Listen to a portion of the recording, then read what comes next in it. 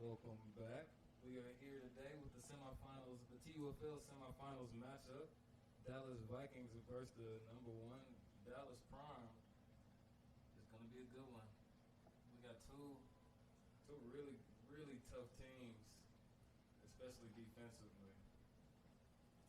I'm not sure what to expect yet. We're going to say the Mansfield Prime versus the Pointy Vikings. The winner takes the call of being able to be called Dallas. Cedar Hill. Yeah, the Cedar Hill, Mansfield, whatever you want to call them.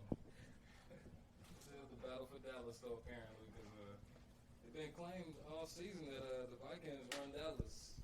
Yeah, man, Vikings been around longer, so, you know, they can hold their throne, but Prime hasn't lost. 29-0 going for 30-0 today. And there is still that argument that the Vikings have been around that long but have not won anything. You know, how can you run something if you ain't won it yet? Yeah, and see, an argument for the Vikings is a lot of Prime players are former Vikings players, so I can understand the argument, but the top dog hasn't been beaten, so to all my knowledge, they can claim Dallas. I guess Dallas Vikings are a pipeline to Dallas Prime, I guess they could say. That's what it's looking like. The winning pipeline so far. So if you guys are interested in playing for Dallas Prime, I think you should talk to Brandon Willis about joining the Vikings for a year or two. It's going to hurt. Like Sam Wren say, it's going to hurt. Speaking of Sam Wren, I'm kind of excited to see. You know, he's been kind of beat up this season, but he always start playing for real in the playoffs. That whole D line. Okay, so the captains we have looks like EJ. Was that Ant? Chris? That's Sid. Yeah, Sid. Cedric Harvey. Tevin. Okay. And Mike Cotton, it looks like. And we got about 10 over there. Yeah, 10. Trying to make sure no drama happens at the coin toss. You see they brought no hotheads out there. Shout out to Delencia. They got the enforcers in the back. Finish this for us.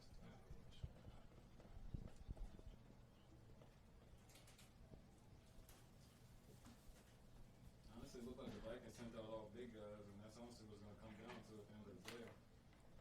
All right, so before the game starts, we got any predictions on the score? You're going to put me on the spot like that. Predictions. Ooh, Now, remember last year, I believe it was an 8-point game for the championship. Was that 22 to 14? You know what? I'm going to say, dang, I didn't want to have to do this. I'm going to go with 30 to 24, the Vikings. Ooh, upset. Yeah, I'm Upset. do that. 30 to 24 Vikings. See how I'm going to be in the booth. I'm not even going to do a score prediction. Oh. But I'm trying to be non-biased before the game starts. But if I had to choose, with their proven record, I got to say Prime. If Vikings don't come out quick, it could get ugly. I do agree. I'm just thinking, I don't know, the Vikings' luck has been way too good this season. I just don't see how they could lose today. Like, they gave me the feel of that Vikings, I mean, not the Vikings team, that Giants team, Eli Manning, and they just crazy stuff just kept happening. That's all you need to get hot at the right time. I'm telling you. And Viking, I mean, player-wise, this is a good matchup. Talent on both sides of the field, so I guess we might have to go with coaching. And right now, Prime has seems shown to be the best all-around coach in this semi-pro world. So far, yeah. No argument there. I don't know. I'm going to stick with it. I'm going to stick with my sleeper pick, my Cinderella team. You know, my Giants of the semi-pro world. They're just too lucky. I don't see luck stopping today. They might have a bobbled tip pass that go for 6, or the refs might be on their side, but something's gonna happen. So if the Vikings do win, who will they be playing next week? The Oilers or the Heat? You know, I let it slip up earlier. I just feel like it's gonna be the Oilers. I feel like they've been getting talked down on too much because they haven't played that much this season. I think they got a little something to prove. We'll just have to see how the Oilers travel. Because Space City last week, I believe they went out there on a bus. Now, West Texas usually has money, so we'll see how they travel. But if they don't travel good, it'll be the Heat, which they played both of these teams already twice, beat the Vikings twice, close games, and lost to the Prime twice. Yeah. But that was the regular season. That is one thing. Yeah, playoff ball is different. And actually, the Heat are coming off of last season. They were in the TUFA, and I think they got whooped the first round of the playoffs. So I think they kind of got a chip on their shoulder too. So the championship game is out here regardless. Because Prime, or are they moving it at another place? I'm trying to figure this out. I believe it's here this year, and I think it may be somewhere else next year. But I have to talk to Mr. Commissioner at halftime or something about that one. So I don't know who actually won the coin toss, but it looks like Prime is going to be getting the ball first. That's what they want. That's what they want. I feel like this is what both teams want, actually. Prime wants to go out and score first possession, kind of take away some of that confidence that the Vikings have coming in. But the Vikings want to get a stop and let them know that they can play. So, okay, for the Vikings, what's the key matchup that you're looking for in this game? I got two offensively. Since they are playing with I'm not going to say the backup quarterback, but not their starting quarterback at this point in the season. Actually, looks like Prime's getting the ball. Prime's kicking first, and Dallas Vikings get the ball first. I would say Monte Harrington, number one. Okay. For the Vikings, he has to do something today. He cannot have a quiet game where if it's quiet, they lose. If he doesn't have 80-plus, they lose. Right. I'm going to say that. If he fumbles more than once, they lose. And then the other weapon I'm going to say Taco got to make some plays today. I'm actually looking for that one. I think he will, and he definitely can. He's shown that he can beat any matchup so far, but he got to go make them plays today. I'm looking for Taco against James Bailey. Should be a good matchup. They're homeboys, so everybody loves competition. Now they have to keep their Taco and a couple other Vikings have to keep their head in the game. Don't get no costly penalties to put them in worse situations than they already be in. For sure. I think with some of those, sometimes that just comes with the player. That's Taco, DG. Those are your Draymond Greens, your Marcus Smarts. You need those guys. You got to take what will come with that. All right, we got number 2 on the short kick return to the 40-yard line. Dallas Vikings to start the ball. That's something I didn't get them on. Keith Davis on the 2-yard return, let's call it. And that was the so-called best kicker. Bye-bye. Only kicking it about 20 yards.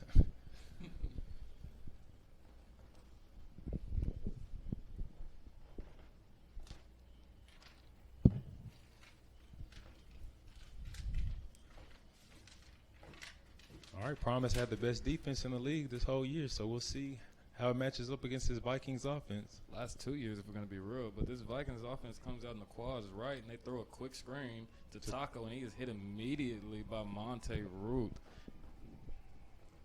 A tackle for loss by the slot corner, who did say he was in man. He told me that before the game in those pregame interviews on the field.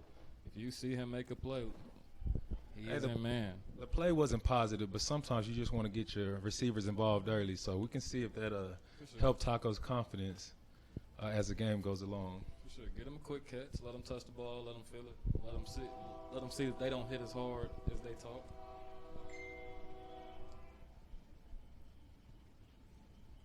Looks like Rowe is coming out the game for the Vikings. Maybe they're going back to a more conventional set than that quads look. They did put a big back in. We got number 31, Corey Sherman. It's timeout by the Vikings. Quick First time out of the game. It's burnt already. Not even a minute off the clock yet. I don't know if it is okay. Maybe it was a. What did they? I don't think they called the timeout. Looks like they moved it back some. So maybe there was a penalty somewhere. Okay, so that's Bishop, and who is it? Who else is that in the backfield? That is Monte and Corey in the backfield. Let's see, and a handoff to number 1, Monte Harrington, and he is tackled for another loss of 2. This is Prime team talking to him as he goes down, his helmet on the floor. So in this game, Monte's going to have to cut it up. Prime's defense is just as fast as their offense is. Their defense flows to the ball just as fast. So he's not going to be able to beat him to the sideline every time. He's going to have to one stick and go. 100%. Cannot play around with this Prime team. You got to get where you're going. And they do look to be subbing Monte out right now. We got a third and about 19 or 20, I would say, for this Dallas Vikings. Off to a slow start in this semifinals matchup. We do got a split back look, a split back left, let's call it. And another flag to begin a false start. This Dallas Vikings team is kind of known for their slow starts, but there's one thing we were saying, they cannot do that against this Prime team. Yeah, there's not going to be able to go down 20-0 and then come out with a miracle. Not against this team. Now, their defense can only do so much, but Prime has a high-powered offense. So, I mean, you have to either use the clock or you have to move the ball against them. You can't give them the ball in these bad situations for your defense.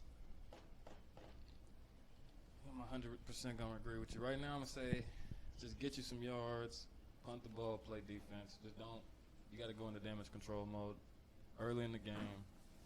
Don't throw something crazy downfield. And another flag. What is going on? I don't think they reset the game. And a delay of game.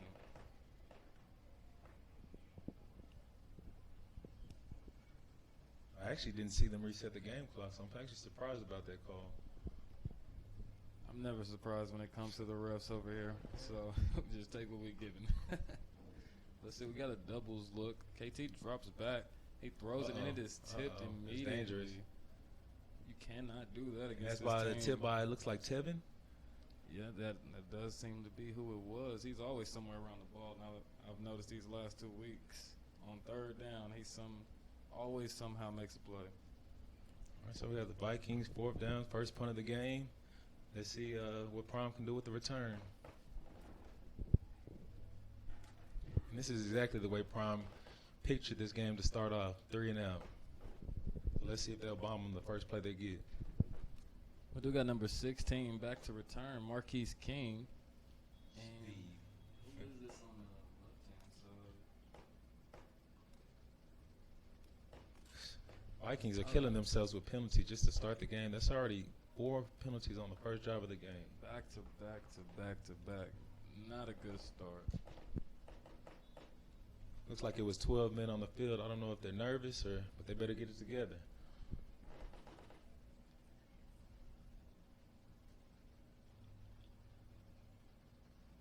Vikings in punt formation on fourth down, and they get it off barely. It goes and it bounces backwards, and the road downs it at the 40, or I would say 35-yard line. Okay, and we're starting the game off with EJ at quarterback. Oof.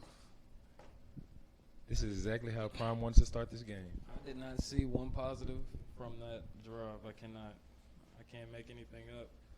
I think they got to come out and just be a little bit more disciplined. I don't know if it was jitters, but they got to brush that drive off, and they're going to have to get something done. They got to get something positive next drive for that Vikings team. We got trips up top and one-on-one down low. Harold versus number 11 for the Vikings. Let's see if they go with that matchup. Let's go. EJ drops back and he throws it down the middle. And it is an easy interception that is missed. Brandon Willis with the drop. Is that Tony Drake? Looks like 23. Tony Drake. Tony Drake on the pass breakup that could have been an interception. Got to take advantage of those against this fast Dallas Prime team. Okay, so Brandon Willis said he wasn't playing. I wasn't here before the game. Was he not suited out? He was not. He was actually in coach mode, had his joggers on. It told me I had to get off the field and everything. He was all in coach mode. Well, I guess he wasn't lying. We all thought he was lying, during the week. We got trips right, one-on-one to the bottom. EJ drops back again. He's looking at that one-on-one, and he is tackled immediately. Harold Wayne on the reception. Tackled by number 11, Eddie Morgan. Actually, Val.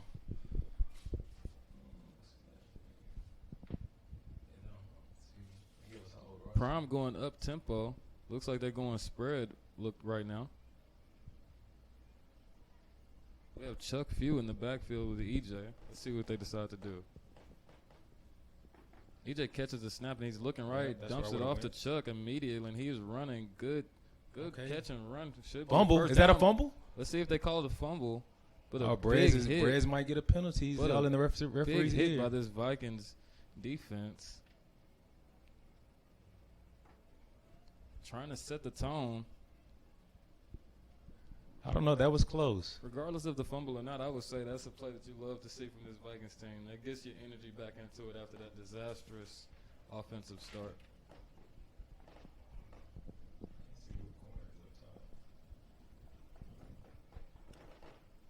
We got a trips left look for this Dallas Prime team. A bunch left, let's call it. EJ drops back, and this is 3 passes in a row. He pump fakes, and he throws it to Cam, but it is dropped. Pass a little bit high. I think a lot of these Vikings players are looking to hit these receivers instead of actually trying to play the ball. Tony Drake would have had an interception if he wasn't looking for the big hit earlier. I do agree. I'm okay with that, though. As a DB, sometimes you got to come set the tone that first drive. I'm going to catch the picks later in the game, but if you know I'm going to hit you right away, that's going to help me in those 50-50 battles. So I'm kind of okay with it. I want the pick, but we'll take it. Trips right at the top. Looks like a penalty here. Let's see what happens. Or is it timeout. Timeout. But the Dallas Vikings, they saw something that they didn't like. They wanted to fix it. So far the Prime just came out and passes, kind of like Prime said he was gonna. He was trying to bomb him. I feel like that could be a little bit of a ego thing, and just wanting to let them know that they can do it because they have one of the best O-lines in the nation. That's self-proclaimed. Yeah. Why not use them? We'll see. I mean, I think he's just warming them up, getting them ready so that run will just be more effective whenever they decide to actually go to it. 100%. We do got a running back change in right now.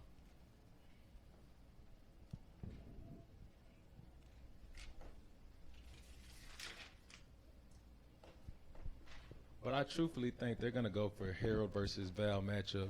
It is a I one-on-one. think they want to score throwing the ball the first touchdown of the game. I am waiting for that one-on-one matchup. I know it's coming, but I think they want to lull them to sleep first, get them with those hitches, then get them up top for like 80 yards.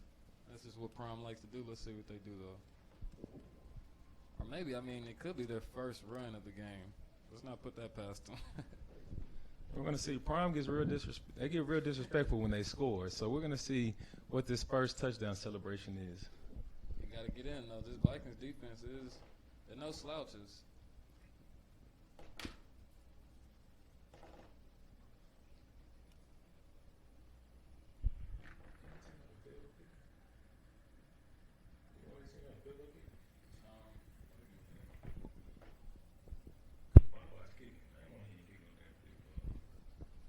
All right, we'll be right back after this short break.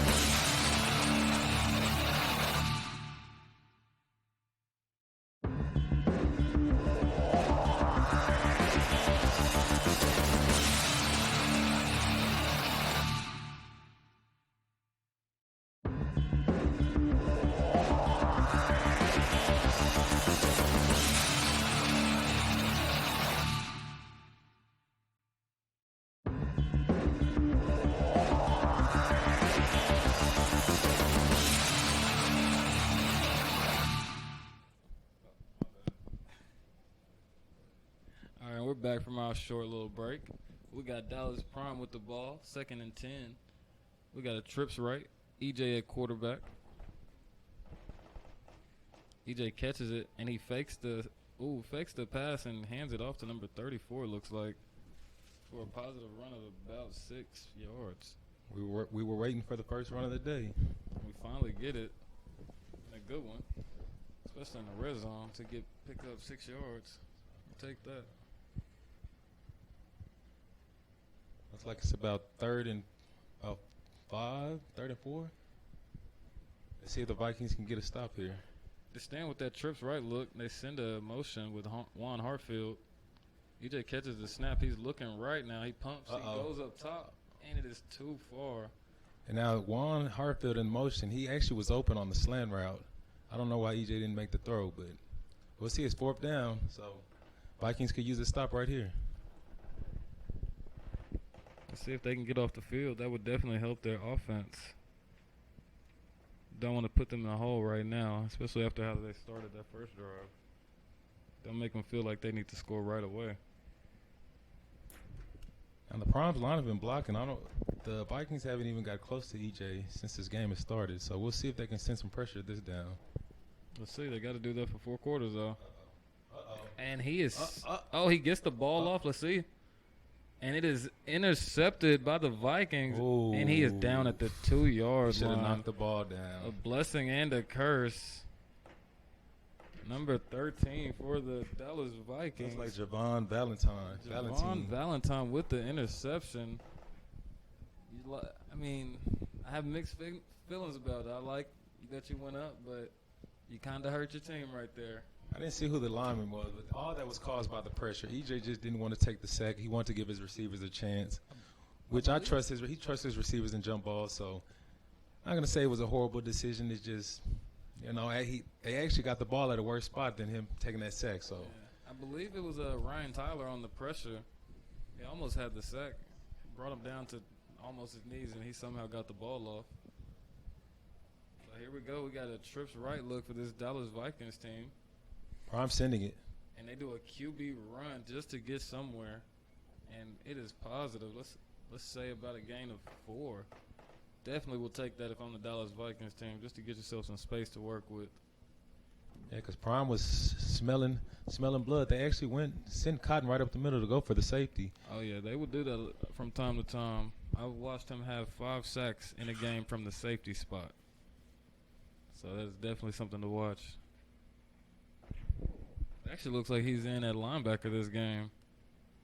They hand it off to Monte Harrington, who finally does go straight up the middle. And a good gain. First down. Yep, they're going to give it to him. Gain of about 6 or 7.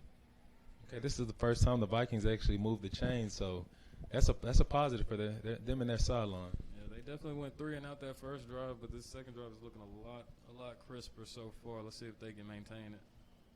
KT catches it. He's looking, throws it, and it's caught by Taco. That's the matchup I was looking for, Taco versus James Bailey. And we got a catch. He is excited.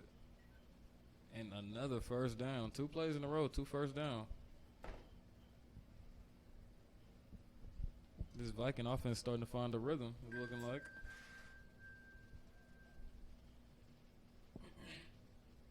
And they go to a doubles tight look. With the running back lined up on the right side. KT drops it back, but there's a flag. I think the 5th one of the day for this Dallas Vikings team. Another false start. Just a drive killer right there. You're feeling good, moving the ball, getting some momentum. Just to have a false start. Now that matchup I was saying, James Bailey versus Taco, they're actually in the same group. They play a lot of Warzone together, which a lot of people actually play the game, and they've been going back and forth all week. So James Bailey says he owns Taco, and Taco says he owns him. So we'll see at the end of the game who wins the matchup. We will. I think. And it is a run stopped immediately. Is that Sam? No, I don't think so. Sam's number 99. 91. That is Chris Lee. Oh, Chris Lee's back. Okay. Former DeSoto Webb player. Now he's actually a difference maker. I haven't seen him in the last couple of weeks. I saw him getting active a little bit last week. He was starting to find his groove, but I think this majority of the season, I think they've been just kind of staying healthy or trying to at least for this postseason run. But we got a trips right look for this Vikings team. KT draws back. He's looking. He throws it to Taco, who's hit immediately. That was another key point you said. Prime does a good job on keeping. If his players are hurt or anything, he does a good job of not playing them and letting them actually rest up, so they're good for games like this. You can't do that when you're 4 deep at every position. That's true. That's true.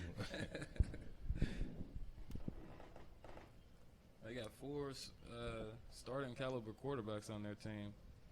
So, and that's the hardest position to find in semi-pro. We got a doubles look for this Vikings team. KT catches it and looks, and it's almost immediately smoked, but goes down wisely. Well, looks like we're going to have another 4th down, and looks like the Vikings will be punting. They're going to have to move the ball in order to help their defense out today. Oh, for sure. That's not going to get it done. But Mike Cotton on the blitz, it looks like we were just talking about that. Mike Cotton came through untouched, making KT fall to the ground to damage control. So right now, Prime is just showing their dominance on the D-line. I mean, we've already knew that the Prime had probably the best defensive line and claimed to have the best offensive line. So they're not disappointing so far. Doing what we expected, and they get a good punt off to Marquise King. He catches it cleanly, but not saying that that's what you want. Oh, he reverses field, and he turns on the – let's see what he does. Oh, and there's a crackback block. Oh, he jukes, but he steps out. Oh, my gosh. Marquise King showing – and they looks like they called the flag speed for the crackback block. As they should have. Can't do that. Cannot run parallel to the line of scrimmage and hit a defender. Great return is going to be negated, though, by the block, but still sets the tone. I honestly don't think Prime is mad about that.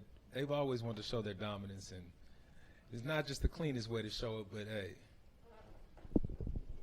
it's effective. It's the sport. It's the sport. Yeah, it's not pretty. It's not fun. It don't feel good, but it's going to make that player think about that for the rest of the game.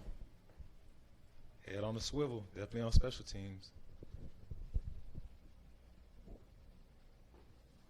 Let's see what this Dallas Prime offense comes out and do. They're giving us a spread look with the running back to the left. We got number 34, who I believe actually may be James Taylor, or otherwise known as Skip. And they hand him the ball, and he burst up the middle for a gain of about, I would give it about 12. And the tackle by Javon Valentine. But he didn't get touched until about 10 yards down the field. That's going to be a problem. That offensive line showing that dominance right now. I was wondering why they didn't come to this a little sooner to beat them up and then open up the pass game, but it's happening now. We get another handoff. He bounces outside. Tackled by Ryan Tyler, number 81 for the Dallas Vikings team, after a gain of about 4. And the linebackers for the Vikings actually are good. That's a good linebacker crew. They have Darian Clark, which is in the middle. He actually played with the Bobcats earlier. He's a dog in the middle. I'm looking for him to make a couple of plays here before this quarter's even over. We got a bunch left look for this Dallas Prime team.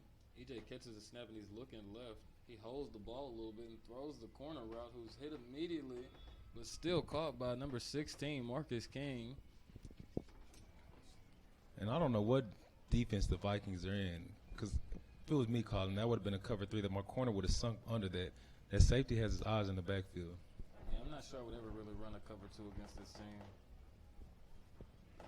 Everybody's going deep, and it's so fast. It's putting your safeties in a hard spot.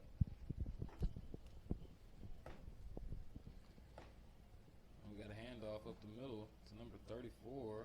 Did he get it? He is stopped, and he is stopped at the goal line. Looks like the half-yard line, if that, the inch-yard line, and they're bringing in Big Uriah in Gonna say to finish the drive inches.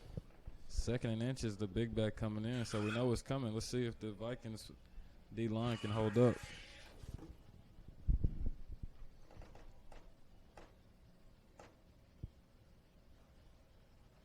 EJ catches it. He hands it.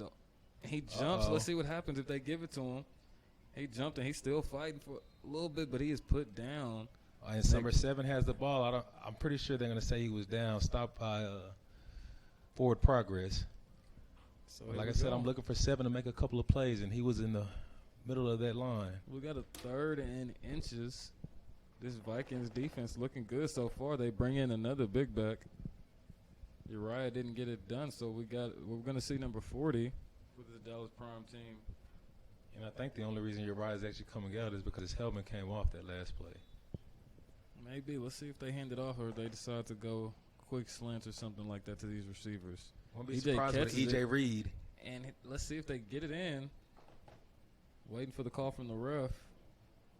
I wasn't going to be surprised about that. I would have probably went to the outside as far as they're pinching everything on the inside. So I would have probably kept it to the outside if I was E.J., but it's not a surprising call. And they call it a touchdown.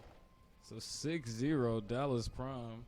As you do know, there are no challenges in semi-pro, so the touchdown is going to stay regardless if it was actually one or not.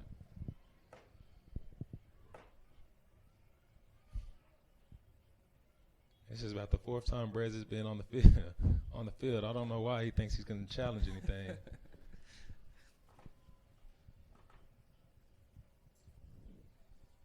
You talk to them enough, they may give you one at the end of the game or at some point. Their offense is going to have to pick it up, or it's not even going to matter at the end of the game. True, we have had 2 kind of disappointing drives for this Dallas Vikings team. But we got Prime going for 2. EJ looks back and wide open Harold Wayne down the middle. So we got Dallas Prime 8, Dallas Vikings 0 with 2 minutes and 12 seconds remaining. And that's not just a terrible drive for the Vikings defense. I mean, they still stood tough in the red zone. I mean, it was a questionable call about the touchdown, so, it still heads up to them. They did their jobs. Offense just has to help them out now. What I'm going to say about the Vikings defense is you're not going to be able to get gas for the run like that if you're gonna win this game. Sun's out. We ain't had too many hot games yet. You got to stop the run. Yeah, as a defensive person, I always say, man, make them beat us with the pass. For sure. When they start running on you, they think it's bully ball. It's too easy to run effectively. It's too easy to run. You're not going to want to keep on hitting these prime running backs all day. That's why you got to hit them first. Make them not want to hit you. But yeah, I'm going to sell off with a run guy and make them beat us with the pass if we really feel like our DBs are that good, which I had some Dallas Vikings DBs actually tell me today that they were the best DBs in the nation, so we're going to see. Dallas Vikings said they're DBU? That's what they told me. Okay. We got Monte Harrington on the return. Let's see what he does. Tries to make one miss, but he's tackled immediately again at about the 40. Referee marks him at the 39-yard line.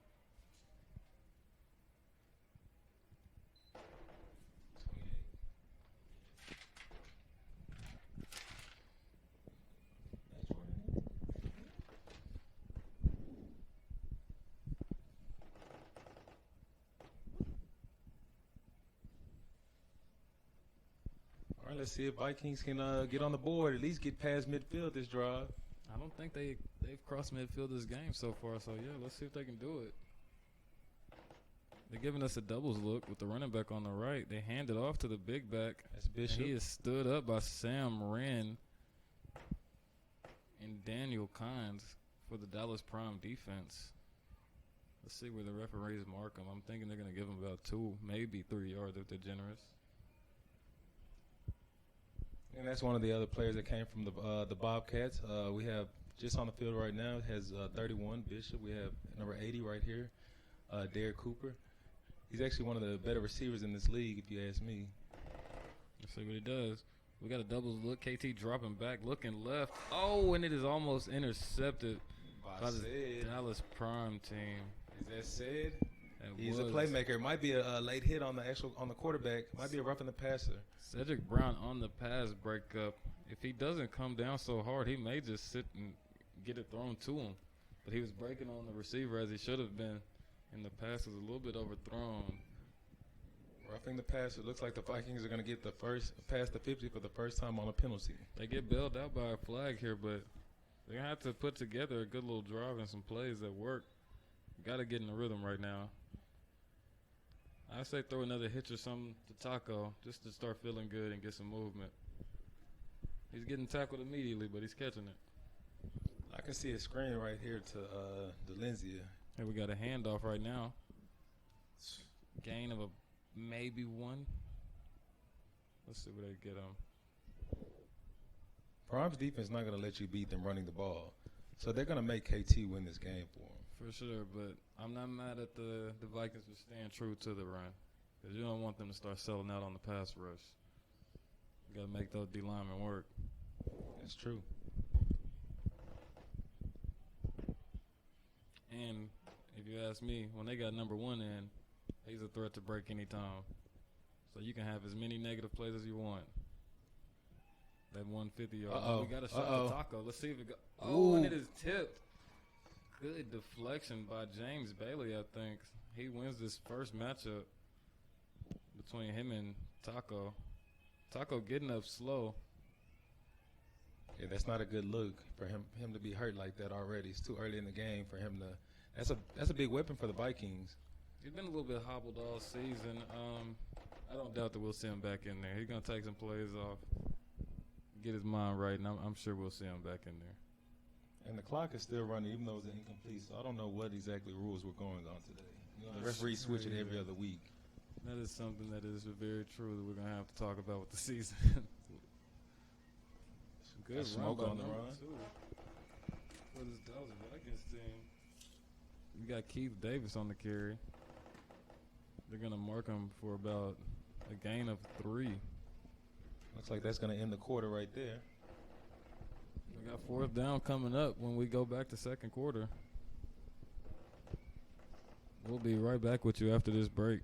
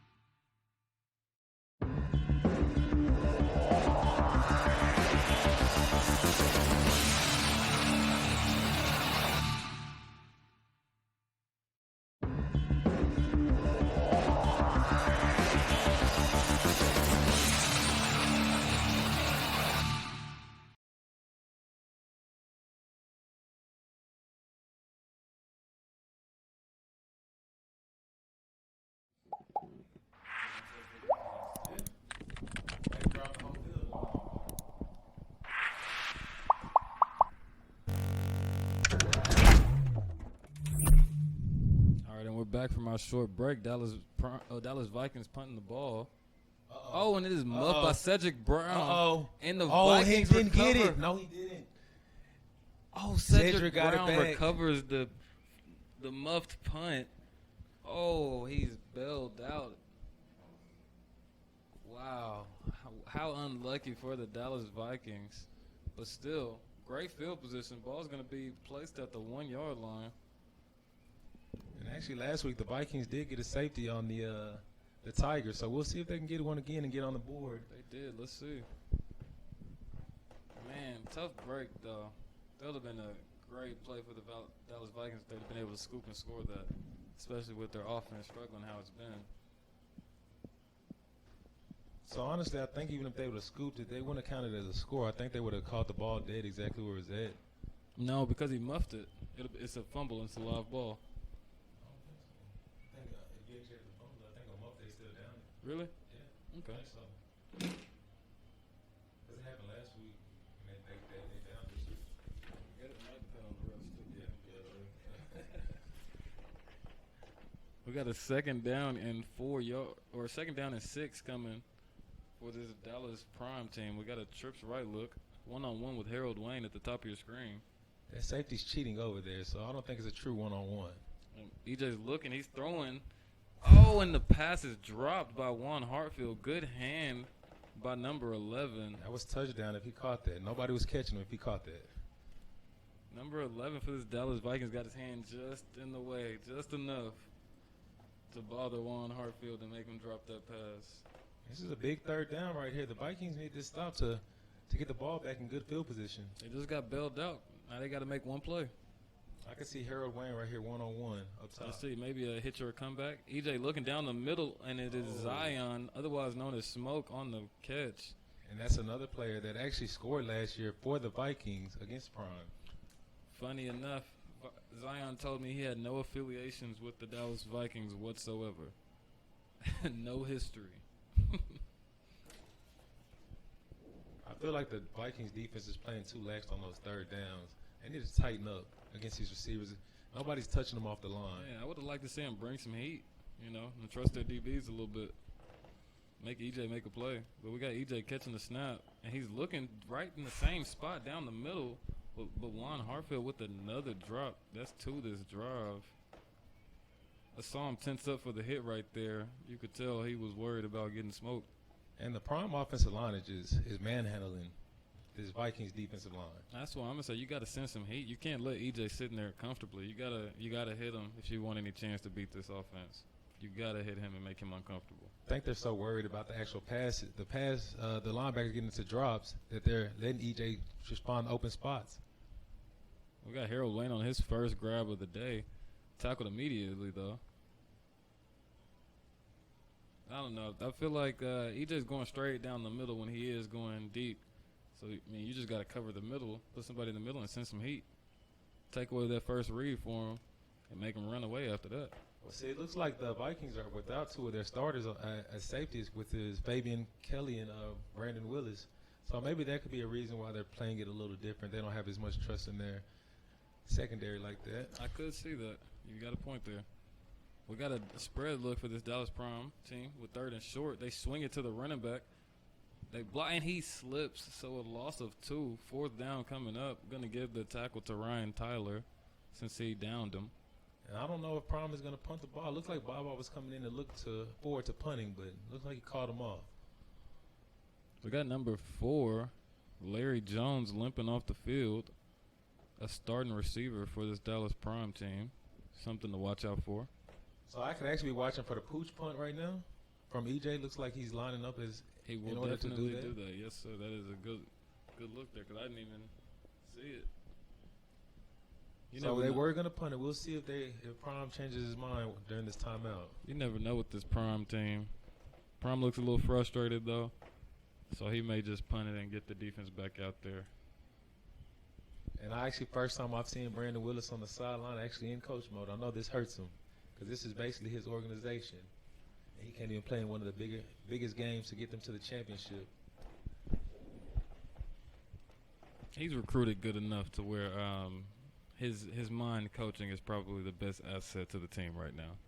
And that's another thing, man. Kudos to the Vikings coaching staff because like we said earlier, Prime does have a lot of old Vikings players, and yet Vikings is still at the same spot.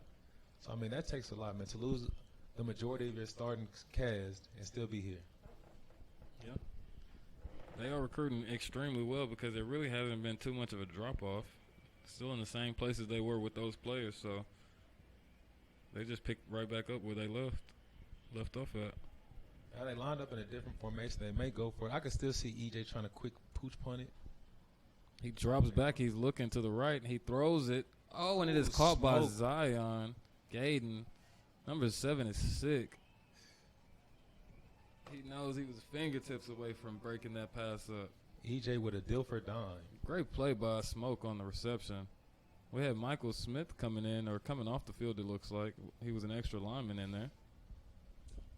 And that's the same kind of throw that Juan Hartfield just dropped because he knew it was going to hit. Mm-hmm. Good concentration by Zion. Great play by Smoke. We got EJ catching the snap, hands it off. And Chuck is tackled immediately for a loss by Ryan Tyler. Also Eric Harper on the tackle as well. Looks like Marcus going to the sideline, a little gimpy. It's going to happen in one of these games as he rolls off. Looks like he may have been cramping up. I might have just told him to fall on the field, give his guys a little breather with this sun beating how it is. We got a trips right look. EJ catches a snap looking to the trip side. Throws it right to that middle again. And Zion makes a miss, spins back. Let's see what he does. He's trying to break a tackle, and he's finally brought down. if you're the Vikings, you got to see that they're attacking the same spot, and you eventually got to put somebody right there. Like I said, Zion made plays for the Vikings last year. Wearing a whole different uniform this year, doing the same thing. No drop off at all. Oh, no, none at all. Great play by Zion. These DBs have to adjust, though. And hand off to number 34. He is tackled immediately by number 7 for the That's Darian Clark on the tackle. Darian Clark, former Bobcat. Got to plug that in. Got to plug that in.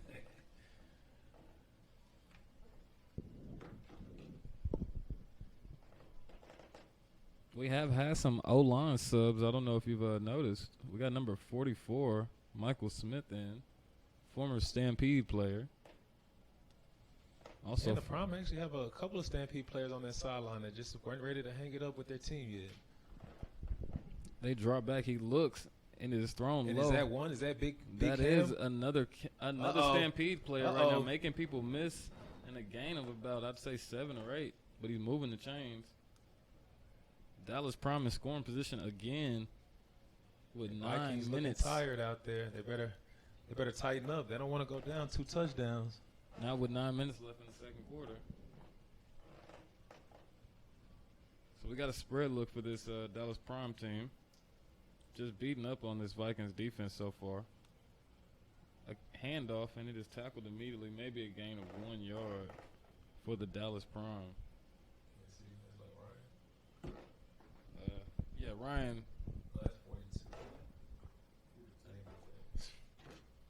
DeAndre Smith on the tackle.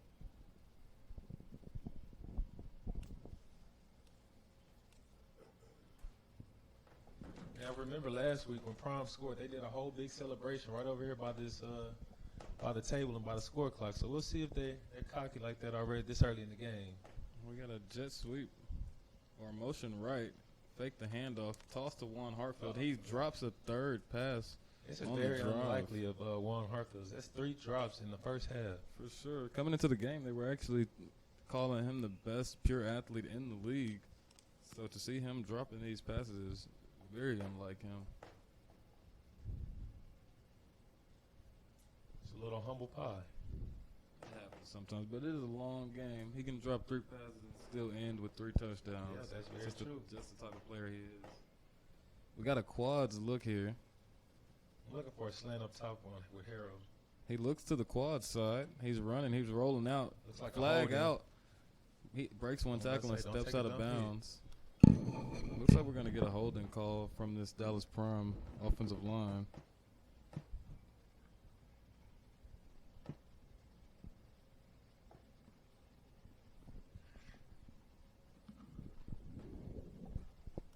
So is that third down or is this was that second down? I do believe that was third down, and they're going to replay the down because of the holding.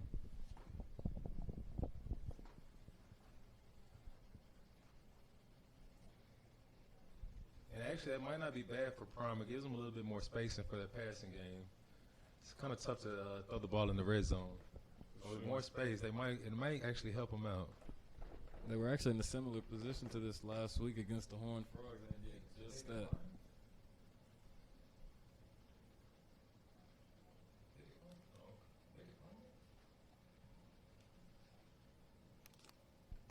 Trying to figure out if Vikings accepted or declined the penalty. And it looks like they declined it, so they going for 4th down. They're betting on their defense. I can take that. It's scary, but I'll take it. They know the Prime's going to go for it regardless, so get off the field in one play. Let's see what they do. But go back to that quads right look. EJ's looking. Let's see. They're making him work. He's no pressure. He has time. Ooh. Oh, and it's just high of Cameron. EJ got to make that throw. Turnover on downs. Dallas Vikings get the ball. Their defense bails them out again. EJ has to make that throw. Cam is already 6'3". Shouldn't be missing a tall receiver that high. That's the former Stampede player we were talking about. Known for his sure hands. Just got to bring it down just slightly, and that is a touchdown for the Dallas Prime team. But Cam knows I'm going to give him problems. If that touched his hands, he got to catch it. Honestly, I'm just say if he jumped a little higher, you know, I feel like he was trying to tiptoe. Yeah, I think he's worried about staying in bounds. That's It's a that true box. statement, That's yeah. that box Chevy truck he was talking about. We got doubles look for this Dallas Vikings offense. And they hand it off to Monte. He's trying to get outside, but he is tackled immediately. Swarmed by the Dallas Prime defense. So the Vikings offensive line isn't really firing off the ball. There's nobody getting to the next level, so Monte basically has to make everything happen. He's getting past the first wave, but it's four Prime players there right as soon as he breaks it. They play defense the way it's supposed to be played. Everybody running to the ball. Hard to run against a team like that. Got another spread look with a motion look to DeLenzia. He drops back and the screen was going to number 18, but it is tipped. Another tipped pass by Tevin Brewer. Again. It looks like we still haven't seen the DG get the ball yet. Not even a target yet. Not yet. Also, Taco's back in, so that's a plus for the Vikings. They're going to have to get out of this spot, or they're going to – Prime's going to have good field position. And we've seen what they've been doing with the ball. They've been moving the ball. They just haven't scored every drive. I would like to see DG get the ball or at least a target. Get him in the backfield, something. If he's one of your playmakers, you just got to give him an opportunity. And he's open. And another tipped pass. KT catches it. He's trying to make something happen. He's taken down at the 5-yard line. That is about, I think, maybe 4 tipped passes today for this Dallas Prime team. And DG was actually open up the seam. He didn't have the time to look. That's what Prime does. They send so much pressure that you don't have time to find the open receiver. What I will say is this Dallas Vikings team is still trying to, I guess you could call it regelling on offense after the quarterback change. They do not look too sharp or crisp right now. Seeing a bunch of punts. Let's see if they can hold this. That's so many people on the defense.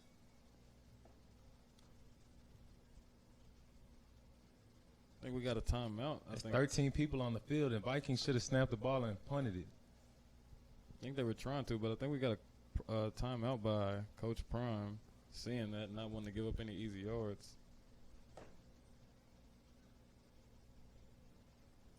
We got 6 minutes and 2 seconds left to go in the second quarter. We'll be right back with you after this short break.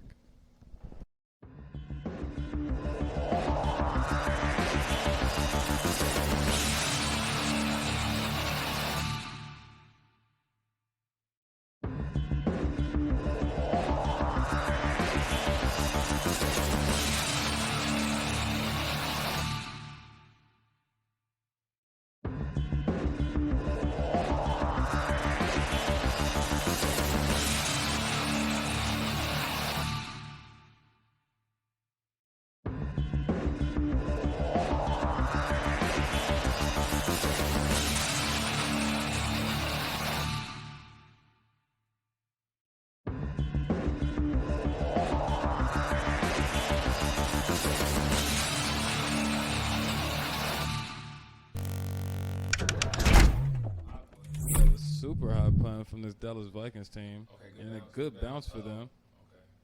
And this Dallas Prime team lets it roll. Cedric Brown thought about it, then remembered that muff and decided against it. That's a good job by the punter to get that. Basically, it's still, they still have good field position, but I mean, it's a lot better than being at their 5-yard line. I'm not mad at him. He's fighting for his life back there. They're gonna have to start taking a step back because Prime is coming. They're going to get a block. By the end of the game, they're going to get a block. If they can keep coming with the intensity they're coming in with right now, they're going to get one. So we got a trips right look. One-on-one with Harold Wayne. We still haven't seen the shot to him. Let's see if they take one this drive. They got EJ catching the snap, and he's looking right. He throws it short this time to number 4. He catches it. Oh, they called the crackback again. Number 16, Marcus King, and he's called for the crackback. He knew it was coming.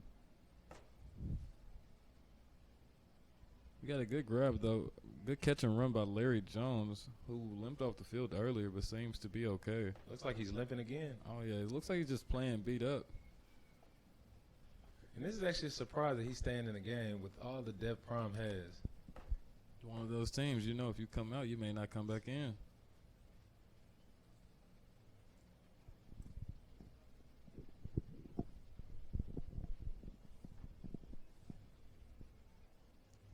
Let's see. So we're gonna repeat first down. I think it's about 1st and 9. Just with as much yards as they gained, they still actually got a yard off that play, even with the penalty involved.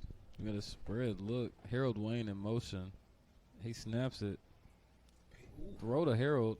He tries to stiff arm number 13, but he is thrown out of bounds. They're going to give him forward progress, it looks like. It's a gain of about 5, I would call it.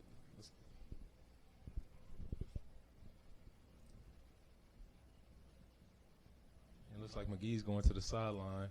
I actually think they should have kept him in there as far as the seam route.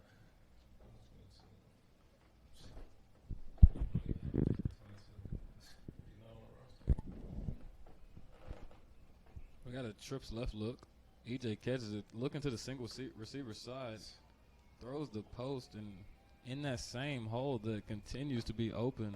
And it just looks like they're coming at number 11 all game. Looks like they're coming at Val all game. They're just beating him inside and throwing it.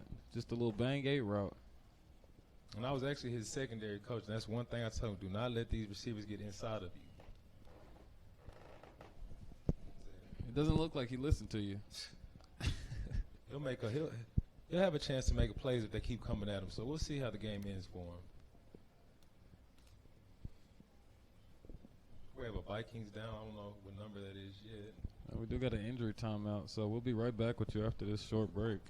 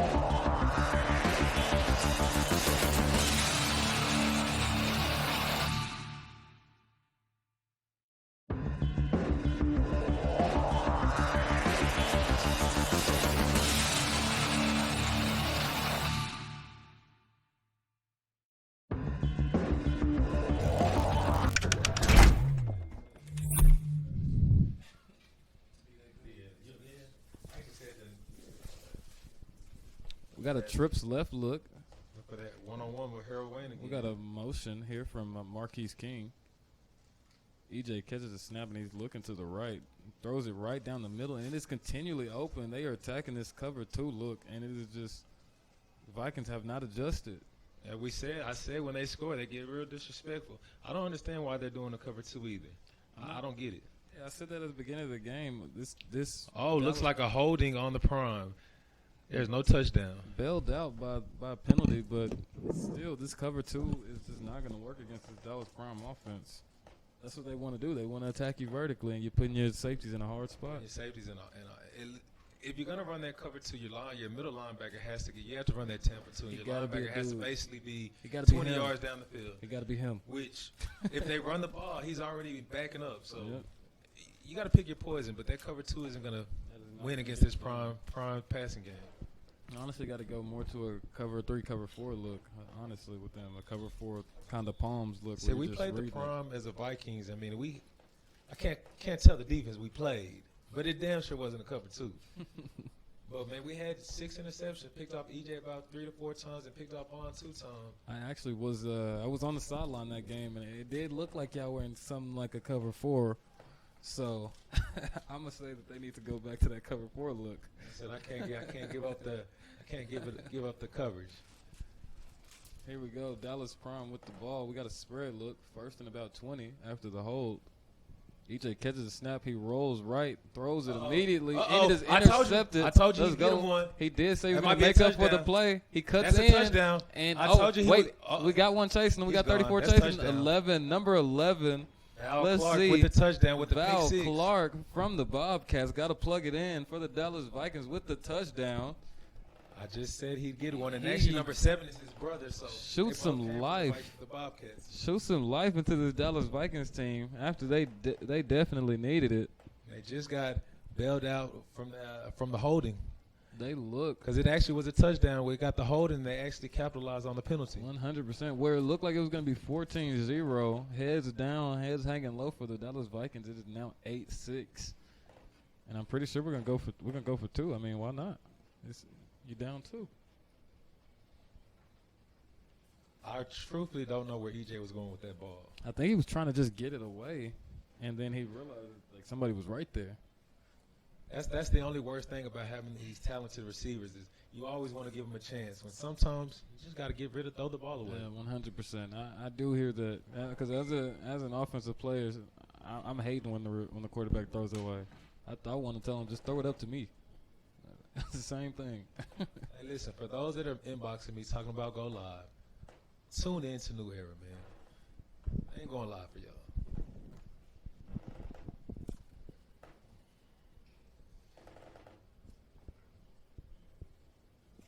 I think we got a timeout here by the Dallas Vikings, trying to cook up a nice little play.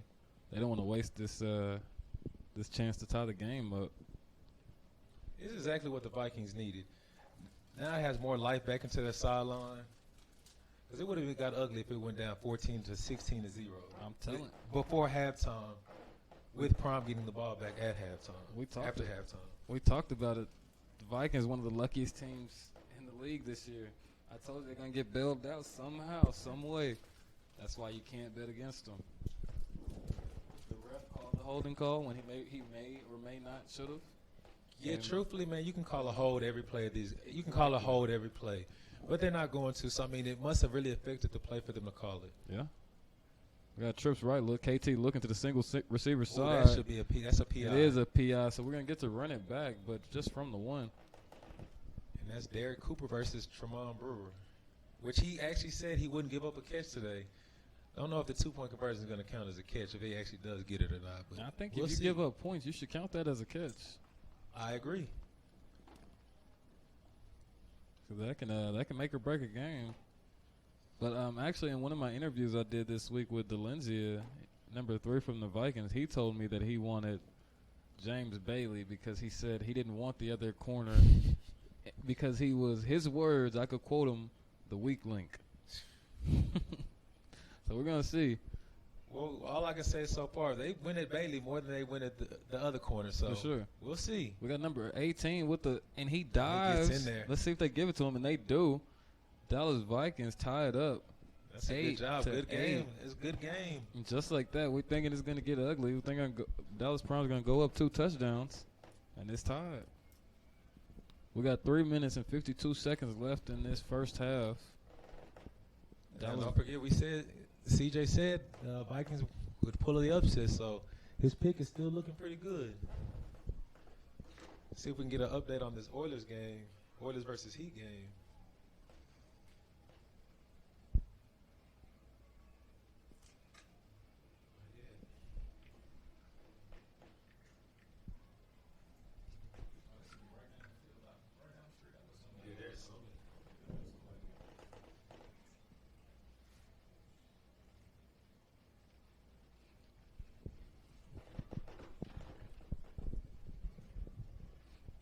We'll see how Prime's offense comes out here and responds to this. We'll see if they stick with EJ, which I don't see why they wouldn't, or go to Lauren Morales.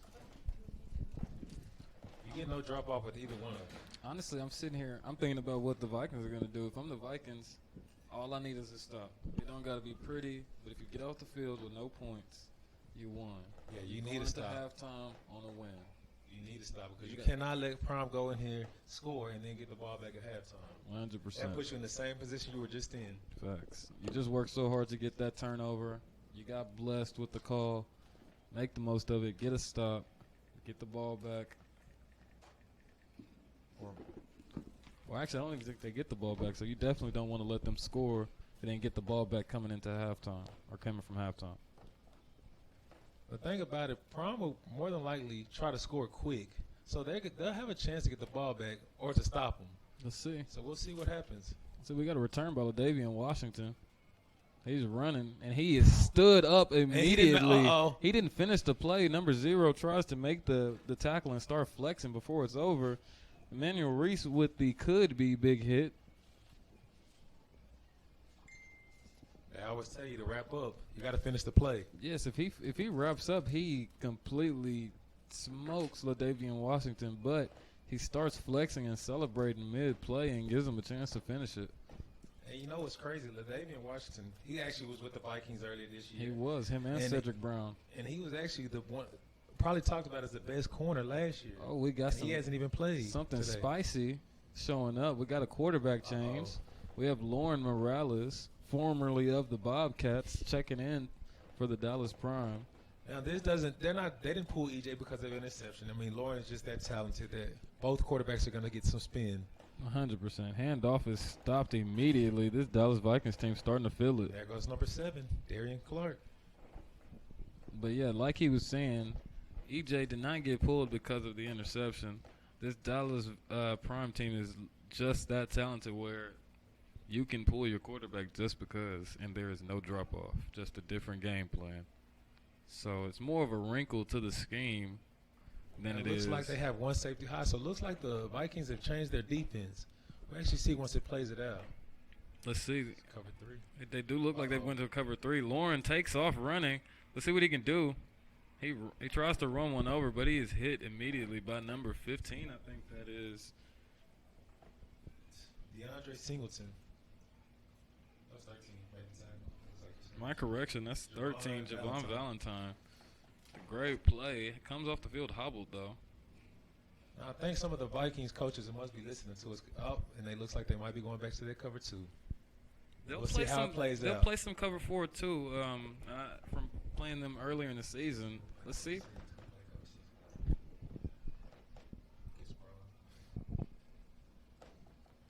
Uh-oh. We almost have an interception by number 22. This Dallas Vikings team is feeling good. It's 4th down. I think Prime might actually punt the ball right now. It's going to be about a 4th and 6. Dallas Vikings team is starting to fly around to the ball. If they get off the field right now, they would have 2 minutes and 20 seconds left to work. And that's all it takes is one play can change the whole That's direction what of the gets game. exciting. I want to see Monte Harrington a little bit more involved. I know this team is talented on offense, but I think you got to find ways to get him the ball. This is a big play right here. This is a big play. We got a spread look. Lauren catches a snap. He drops back. We get a rush. He's washed up field in a good, easy completion. Zion. Oh, is he going to make one miss? Tony Drake. Can he get him down? He breaks away, but thrown out of bounds. Like, what defense are you in for him to be that wide open? They went back to the cover 2 look right there, and the cornerback did not drop and read. He stayed with that flat. So there's a big hole when you do that. It's a big play, too. Looks like it's a 2-minute warning as well. Also another Viking down. This Vikings team looking a little bit defeated. They were ready to get off the field, and now they're looking a little beat up, tired, got some heads hanging.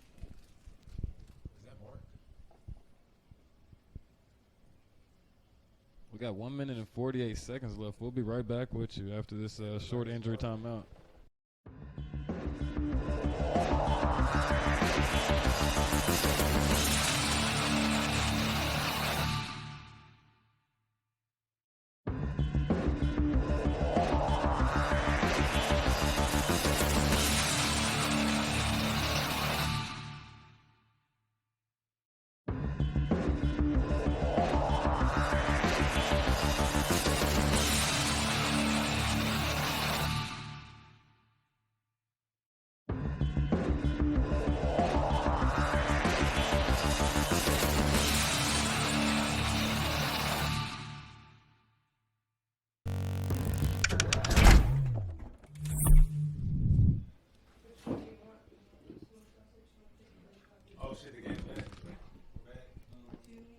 Touchdown, too. Oh, we just missed a touchdown.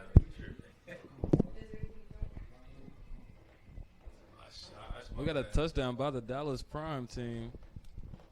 I don't even know who that was. I can't see.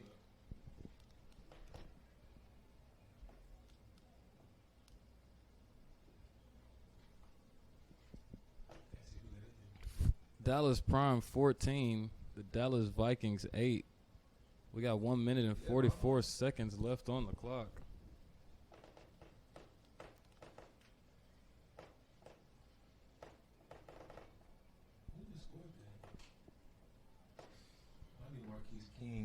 Oh, shit. It looks like Marquise King with the touchdown. We got a quads look. Should have been a false start. They weren't fully set, and the refs do get it. I think they're going to call it, false start, illegal formation. Illegal motion, actually. The running back was still moving when they started the play. And the crazy thing, that touchdown was basically the same play they scored. They got the fourth down with it. The slot ran a corner route, and he was wide open again. So it looked like they're sticking to that cover two. Just this is not smart. Yeah, just taking advantage of that cover two. I'm not sure why the DC keeps going back to it or what he's seeing, but I wouldn't be in that. You got the quads look again. Lawrence stepping up, decides to run. No, he did. He stretches. Let's see if they give it to him. No, they did not give it to him. They're gonna call him short. Vikings still have time. 14. Dallas Vikings 8. And Vikings still have time to do something, make it a tie game, or even take the lead before halftime. So we'll see how this drive goes for them. They can't go 3 and out and give Prom another chance, because if you do, Prom will go for a touchdown. Yeah, you definitely don't even want to let them touch the ball again, if I'm being real. Even if you don't score any points, I'm not going to give them a ball again. Yeah, Prom is not conservative at all. Definitely, these teams do not like each other. Not at all. But seeing that they are a little beat up, I mean, let's push the tempo. I know you're beat up too, but let's push the tempo. Once I start seeing people come off the field hobbled and things start to slow down, I got to take advantage of it. And it looks like the self-proclaimed best lineman in the nation came off wobbling. Rashad Perkins. He's been doing a bunch of subbing today. I've seen him come out a couple of times when Michael Smith has come in. You know who I haven't seen the game yet? Has Trey Taylor been in the game yet? I haven't called his name, so I'm not sure, actually. And he's actually wearing 15. Okay. Trey Taylor is one of the Dallas Prime's better receivers. I think he's probably the leading touchdown. That's a good kick by Charles Davis. Let's see what the return does. DG Lindsay touched the first time touching the ball. Oof. He tries to cut up and is tackled from behind. That lead blocker got smoked. I don't know if that's Taco. Looks like it was Taco that got smoked. We got a return to about the 22-yard line. This Dallas Prime special teams unit playing very well so far. Not really giving up too much on the returns. And that was DG's first time touching the ball. So let's see if the OC can get him the ball this drive and make something happen. Yeah, I'm kind of disappointed about that. I don't think you can't not target your playmakers in games like this. You got to at least attempt to get them the ball. Okay, so this is good. They put Taco. Taco's actually in the slot, and DG is getting that matchup against James Bailey that he asked for. Here we go. He was asking for that. Oh, another bobble and drop pass. Cannot do that if you're this Dallas Vikings team. And not only is it just a drop pass, it stops the clock. We'll take the clock stopping because of where we are in the quarter, but just the drop passes, we need those. Even if we just need that rhythm with this offense, the slump that they're in. Well, when I say stop the clock, I remember more saying that you're giving Prime more chances to get the ball back. Yeah, you got to get that clock rolling a little bit. 100% don't want them to definitely on this side of the field, the clock has to run. Once you get to the other side of the field, you can start, them drops aren't too serious. Yeah. But this is just one play and touchdown. Oh, we get a snap. Outside free play. Let's see what number 80 can do with it. He's dancing. Let's go, Coop. Uh-oh.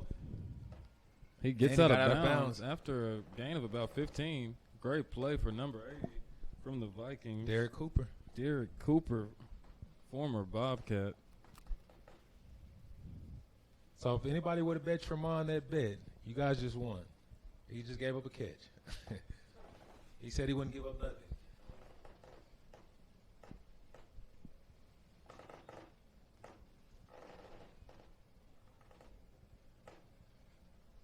With as much as the Prime pushes, I would try to get a couple free plays. We got a spread look from this Vikings offense. And a handoff up the middle. We got a handoff to number 5, Lynn Miles, on the carry for the Vikings. And it actually looked like Prime came off a little early. But it could have just timed it perfectly. Oh, yeah, they'll do that. They're going to try to jump the count. I don't understand why they haven't tried to get him with the snap count more often. especially seeing as how Sam Wren plays it. We got KT dropping back, throws it down the middle, and Rowe is hit hard, but he catches the pass. Good hangs catch. on to him. Good concentration, because everybody knows when Sid comes down, he's going to lay a head. Honestly, if Rowe was a little bigger, he might have ate that and took it for a touchdown. Honestly, he almost still did. KT on the quick pass to number 80, trying to make another one miss. Great play by number 80. See, and this is when the Vikings called them timeouts early in the game. This is where it's going to kind of come back to haunt them. I think they call one right now. So we got 30 seconds on the clock. The Vikings moving, feeling good. Ball at the 30-yard line. They got a kicker. Things are looking good right now.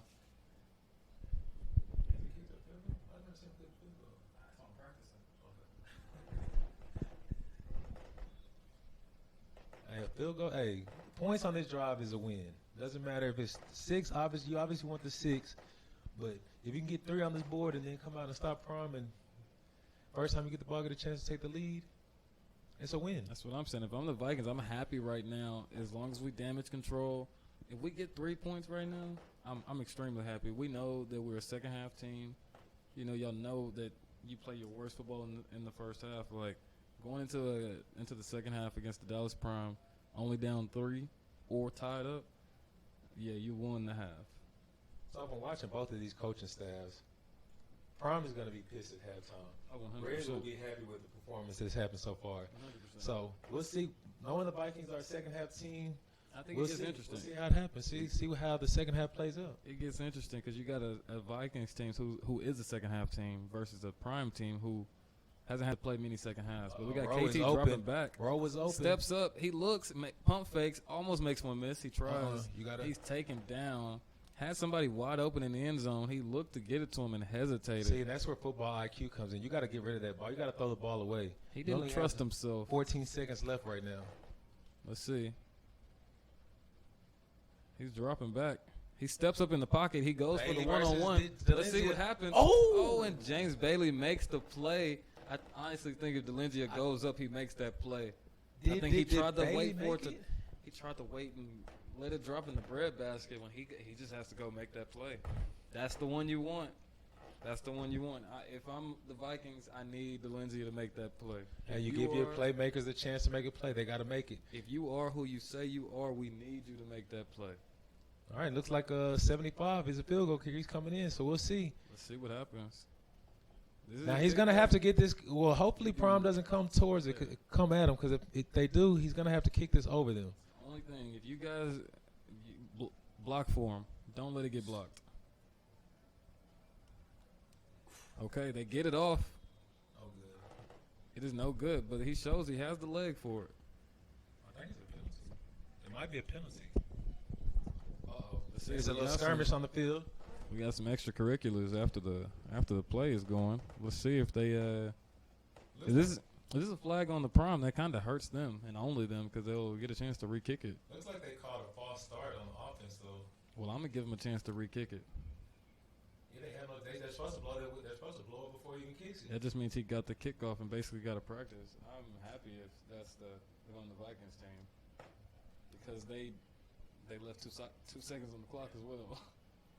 Watch out for that edge. He was close to blocking it. If he actually would have laid his body out on the line, he might have actually blocked it. So Vikings gonna have to watch it. And that's is that Juan Hartfield on the edge? They're gonna have to actually block 11, him. Yeah, and that is definitely, I'm gonna say, one of the faster players in the league. I've watched this man run, and he has some gears that most people don't have.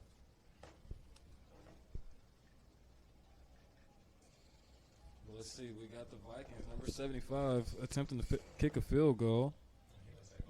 Micah Thompson on the attempt.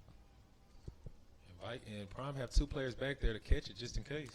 He kicks it. It is going, and he gets it. It's good. He gets it. That's a good kick. The field goal is good from Micah Thompson, the old lineman with the leg. And like I said, look, the Vikings are happy about this. I'm telling you, they won the half. 14, Dallas Prime, Vikings 11. Knowing that you start off terribly, I think they're in a good position. And looking at body language, you would think Prime was down. And it might be a little Oh, 100%. extracurricular activities. Look at Brandon Willis and Tevin at talking. halftime. We got a flag over here right now already, and the game is not even playing right now. We love the chippiness, though. The Dallas Prime 14 at the half. Vikings 11. We will be back with you after our break. And this is exactly what we want to see in the semifinals.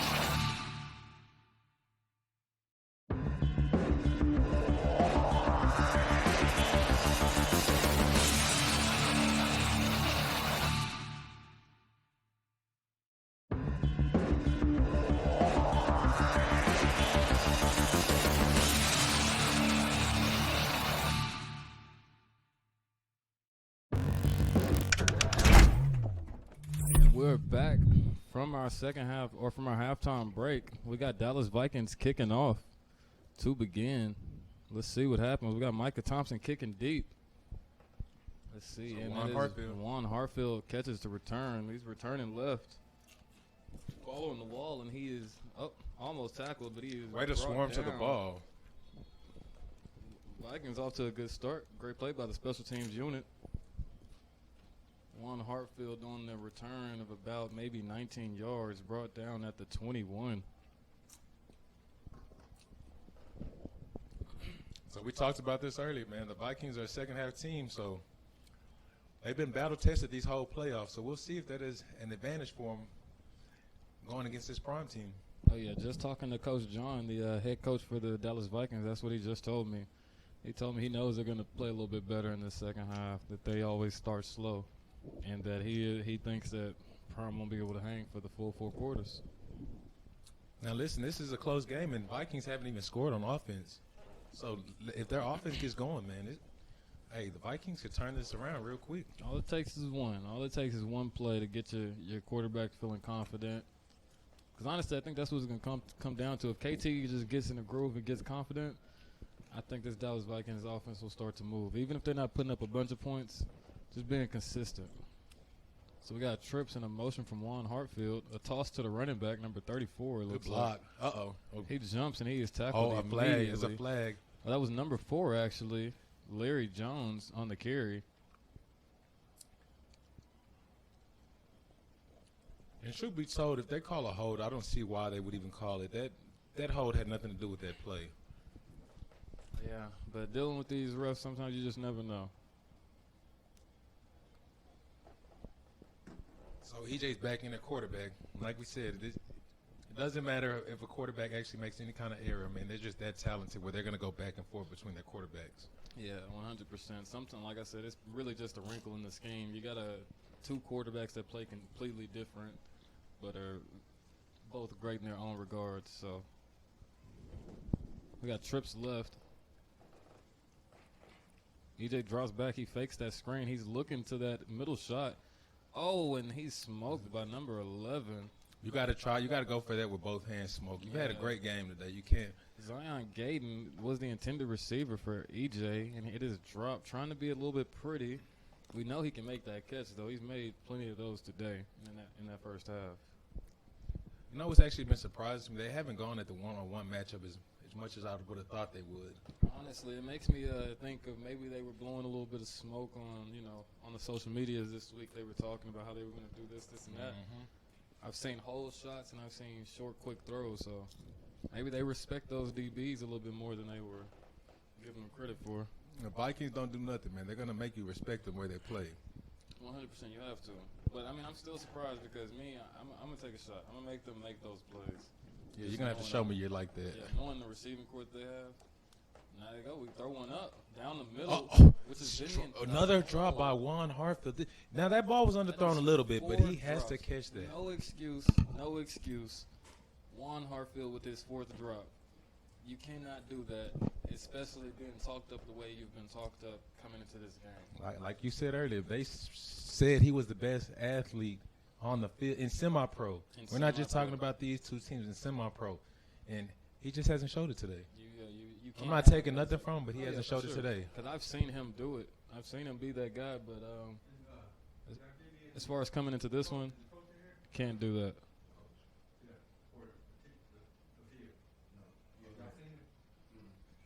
We got a trips right look from the Dallas Prime, and we got a flag to start. It's a terrible drive for the Dallas Prime. I'm not sure what's going on, what happened at halftime, if they're still in halftime mode, but they didn't come out ready to play. And this is a big stop right here. We haven't seen Prime punt the ball yet, but if they don't get any yards on this play, I'm pretty sure they will be punting the ball, and that'll give the Vikings good field position. That's where that field goal comes into big play. 100%. Let's see what happens here. All right, we got EJ dropping back. Quick screen to Uriah. He's smoked. Oh, my gosh. Oh, my gosh. Eric Harper back from injury. Killed him. Comes and lets him know, I don't care that you're the big back. You're going to die today. Oh, my goodness. That's the biggest hit we've seen today. On the biggest guy. Oh that my Prime has. The goodness. biggest ball carrier that Prime has. Your head gone.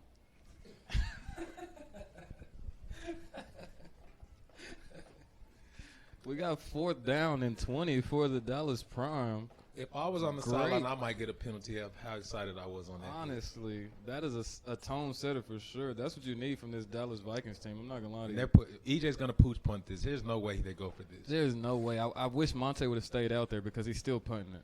Oh, and it's a squib. It scared me for a second. Hey, if them referees gave that up, but that is down. That counts as a down punt, no matter how pretty it was for you guys watching it here. It looked good. If the referees gave them that, I was going to drop the mic and leave. Well, there's no way. We was going to have to stop no way. And go interview the commissioner on what's going on. But here we go. We got Dallas Vikings with the ball. They're going to give it to them about the 39-yard line. So great field position to start. Really, and you've shown that you can kick. You get 10, 15 yards. Yeah, you got points. Go ahead and tie this game. Really, honestly, you get 10 yards, you get points. They got the one-on-one down here at the bottom with DG.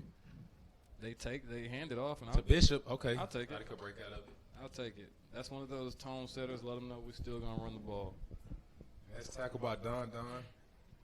Haven't called his name too many times.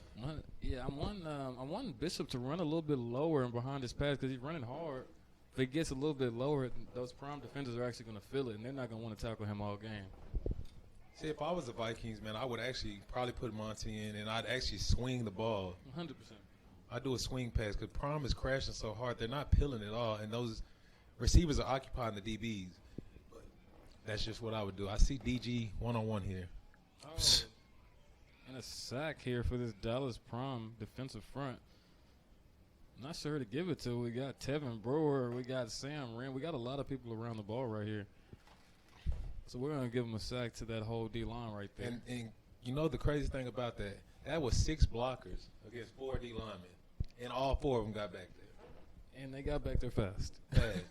KT had no time to do anything. And now they're in the 3rd and long. Third and about 15, 16 yards. Yeah. Here we go. Let's see. 31's going to have to step up and make a block here. Give KT some time. There you go. He checks him good, and it is picked off by Monte Ruth. Touchdown. Oh, yeah, he's getting away. There's no way he's going to catch him. Monte Ruth finishes the play. Dallas Prime 20. Dallas Vikings 11, and we got some celebrating in the end zone. And they sat in the cover 3. He read the flash perfectly. Great defensive play by this Dallas Prime team. Whenever this team gets in trouble, somehow this defense just comes out and makes a play.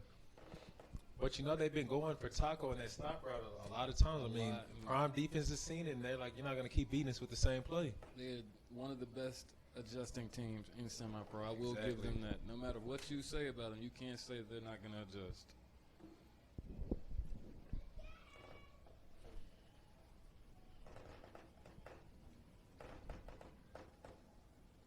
And it's still a ball game. It's still a ball game. I mean, you know, it's still early in the quarter. Only 9 points. Yeah, it's only 9 points right now. Trying to hurry it up. They got a motion. He's looking. He throws it up to Harold Wayne. Oh, good catch. Dunks on the number 11, the Vikings DB. Good catch. So we got it 22-11. Dallas Prime up. 11 minutes and 5 seconds remaining in this third quarter. And the Vikings defense just has to keep their heads in the game. I mean, they've been playing a hell of a game. Like I said, they're the only reason they got points on the board. We got to realize they didn't give up this touchdown either. So, I mean, they just got to keep their heads in the game and continue to finish the fight. For sure. It does get demoralizing as a defense, though, when your offense just keeps, laying eggs in the bed. You can't do that. You got to help them out, sustain drives, or at the very least, don't give up points. And the passing game for the Vikings just hasn't been there. I mean, they need to – I don't know if they're not recognizing the coverage that Prime is in. Or, I mean, obviously we see that KT doesn't have too much time back there. So, I mean, the routes need to be a little shorter. They need to do something to cross in his face a little bit more to help him out. You got to help your quarterback out. They're trying to run the ball, but Prime is just dominant on the – front seven is dominant. Got to do something. Really, just got to give them time because these DBs they're sitting on that first move. They're not playing deep. They're not bailing because they know KT has to get it out fast. So they're sitting on everything underneath and hitting the receivers.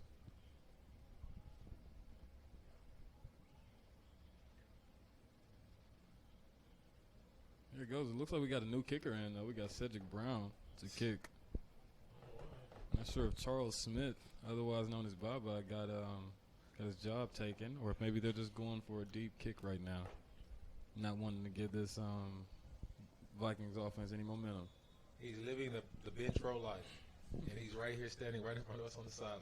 So Cedric Brown kicks it deep, and Monte Harrington catches the ball. Let's see what he does with it.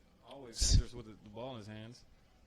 Tries to spin twice, but not going anywhere. Taken down at the 24-yard line. And now DG was his lead blocker, and he actually got in his way. You gotta run and go block somebody.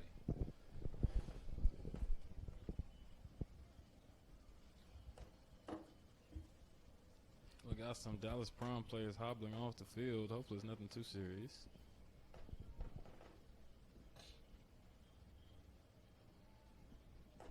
Let's see what this Vikings team comes out with this drive. For some reason, Monty's been on the sideline a lot this game. He has. I'm not understanding why either. It looks like Bond is warming his arm up, so I don't know. Maybe he'll be playing some of this quarter. We got the spread look from this Vikings team, and the snap count is jumped. Oh, no. They blow the play dead. Wow. What do you call it? If you call offsides, you got to let that play run. It might say invasive to the quarterback, but it wasn't that close. Potential big play just blown dead, possibly because of a mistake on the ref's end. Yeah, I think they blew that whistle early. This would not be the first time that I've seen this happen here in this league with my these goodness, refs. yeah, and they caught the offsides. Yeah, if that's an offsides, you got to let that play go. But here we go. We're going to have a 1st and 5 for your Dallas Vikings.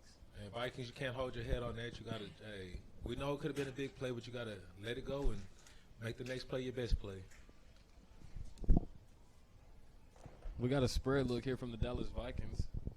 Taco Howard down here at the bottom matched up with number 23. Now, see, you got to blow that whistle. See, he was actually close to the quarterback on that one. The previous play, you got to let it go.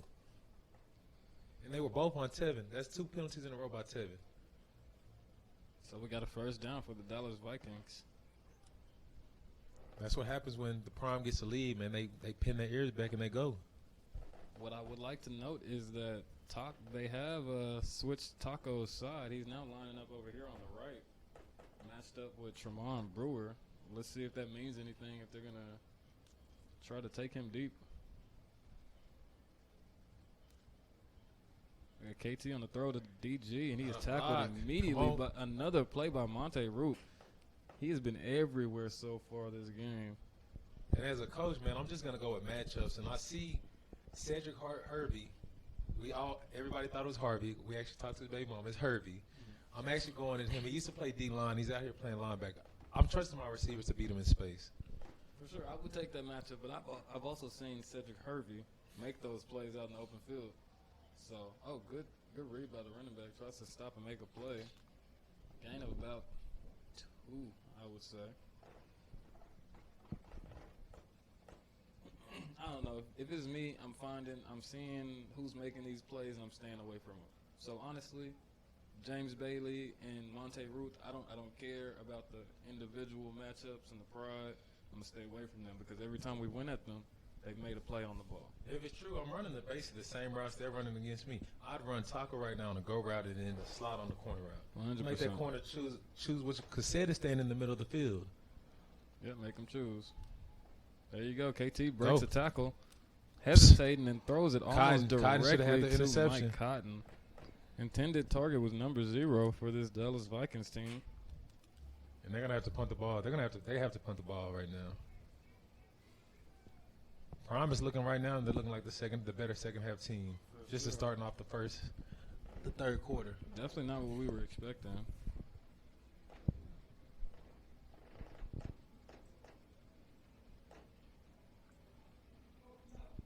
Vikings going to have to get a stopper. Prime can blow this open. For sure, you don't want to give up another touchdown right now.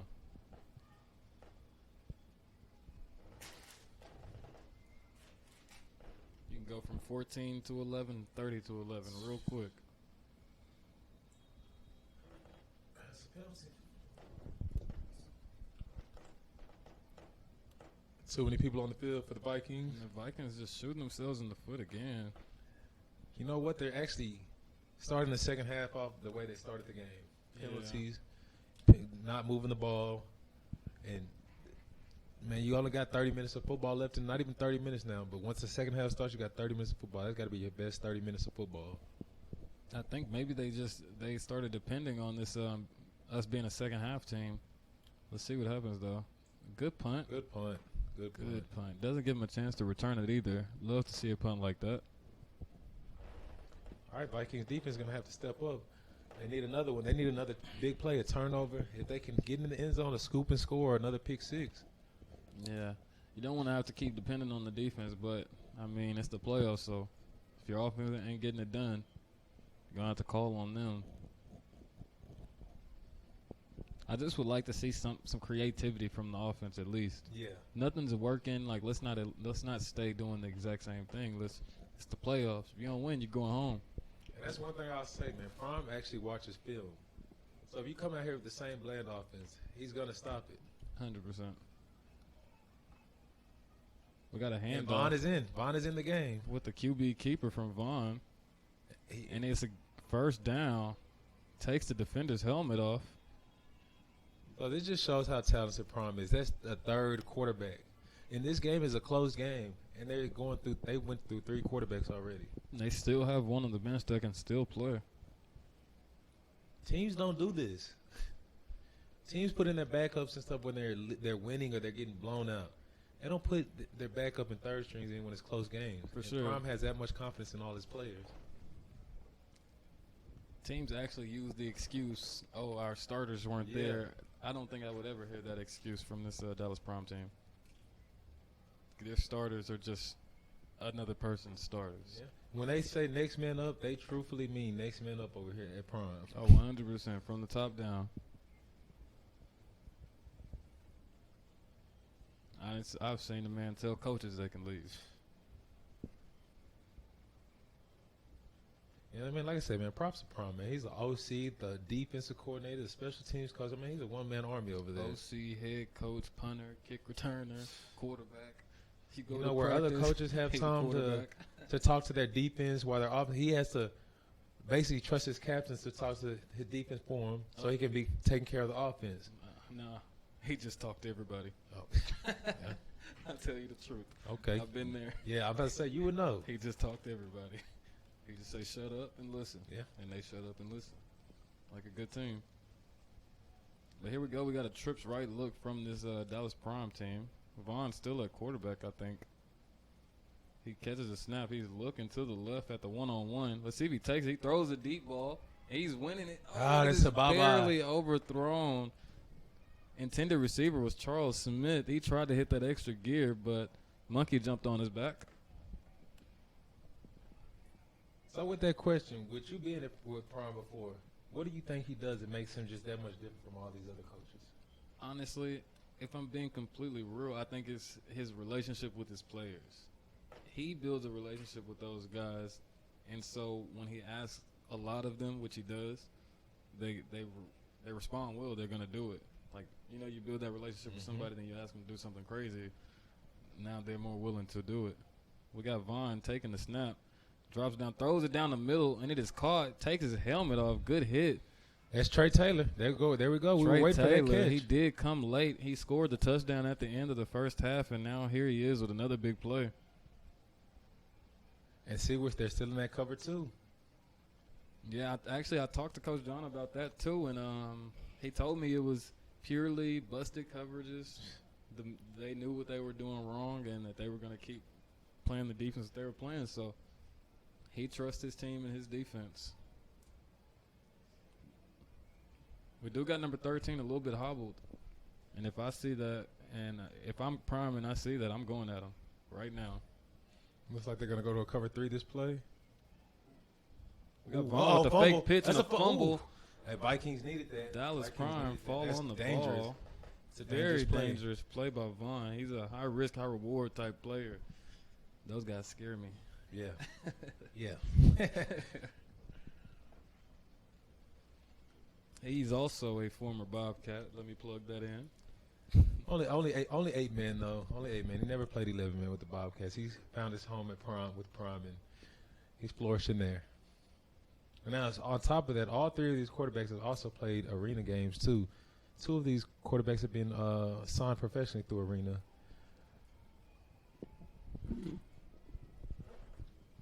Here we got a doubles tight look from the Dallas Prime. Vaughn dropping back, tossing it to the running back. Makes one miss. Bad. Chuck Few on the carry. Good tackle. Tackle from behind. It's going to be Ryan third down. Tyler on his butt. From the chain. Came in too hot trying to take his helmet off. Now he's going to be on his highlight tape. It's third down.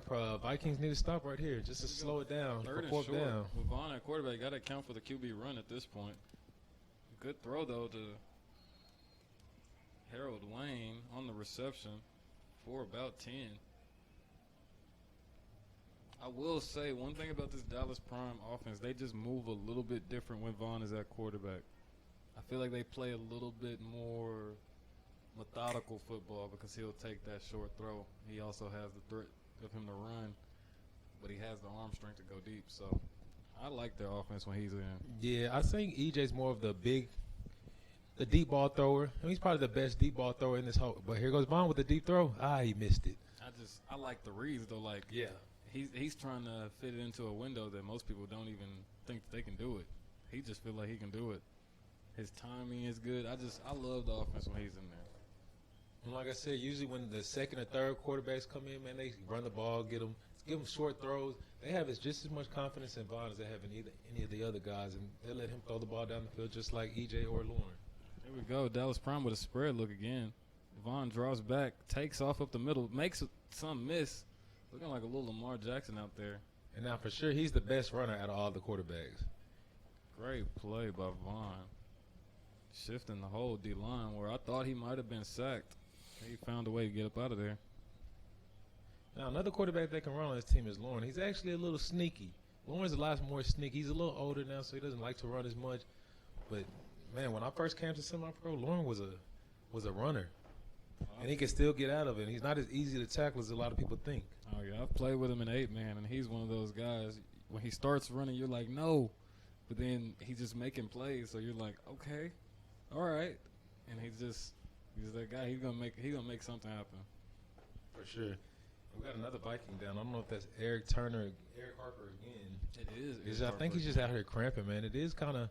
It's not just too hot out here, but I mean it's still humid and being on that field. Definitely when the game started, it was pretty muggy sure. out here. If you're not working out outside, warming up and playing in that heat, that first half heat will definitely catch up to you.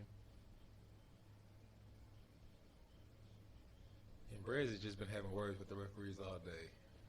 I don't understand. I don't know what he's going for, but I mean he's just been having words with them. I don't know. Maybe he's saying the offensive line is holding his guys, but I mean, his guys just got to fight through it because these quarterbacks have been protected for the majority of this game. I mean, I'm not mad at them for fighting it. I mean, as long as they're not flagging them, stay in the ref's ear because they're going to get annoyed to the point where they eventually at least look.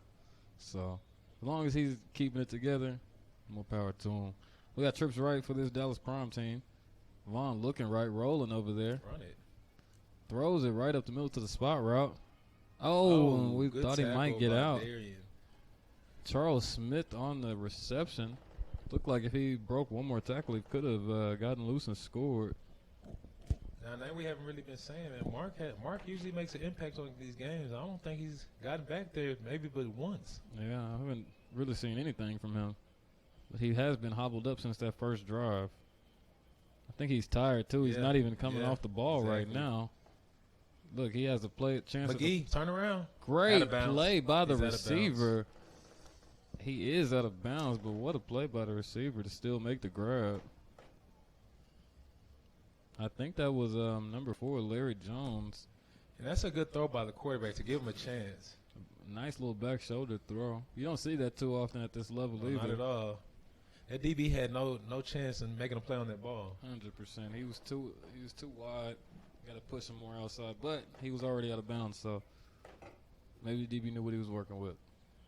We got seeing recently the rule had changed. It used to be a 4-side rule, and it's not a 4-side rule anymore. So you have to land in bounds. Here we go. Vaughn up the middle, makes the middle. Oh, tries to make the middle linebacker miss, but yes, like you said, a great tackle. Oh, penalty. I don't know if that's against Prom or the Vikings. It might be against the Vikings. Yeah, look like we're gonna have I think it's gonna be on Prime number 71. Looks like Rodney Timmons maybe was pushing the guy a little bit too much after the whistle. They're gonna get him for some extracurricular, I believe.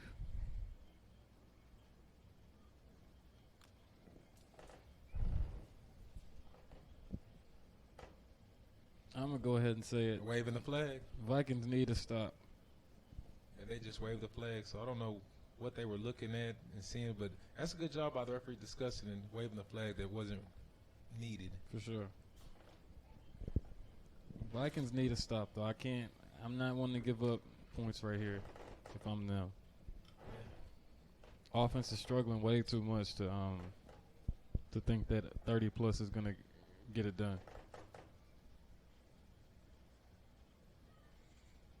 Here we go. We got Vaughn taking it. Rolling to the right, looking, throws it short. And it is almost picked off. They're going to call a holding on, I can't see who is that. Great closing speed by Colombo McGee.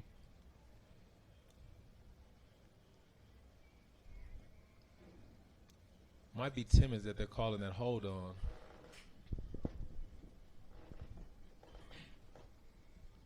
Colombo McGee, number 24 on the pass breakup. I had some people saying that they were going to go at him today.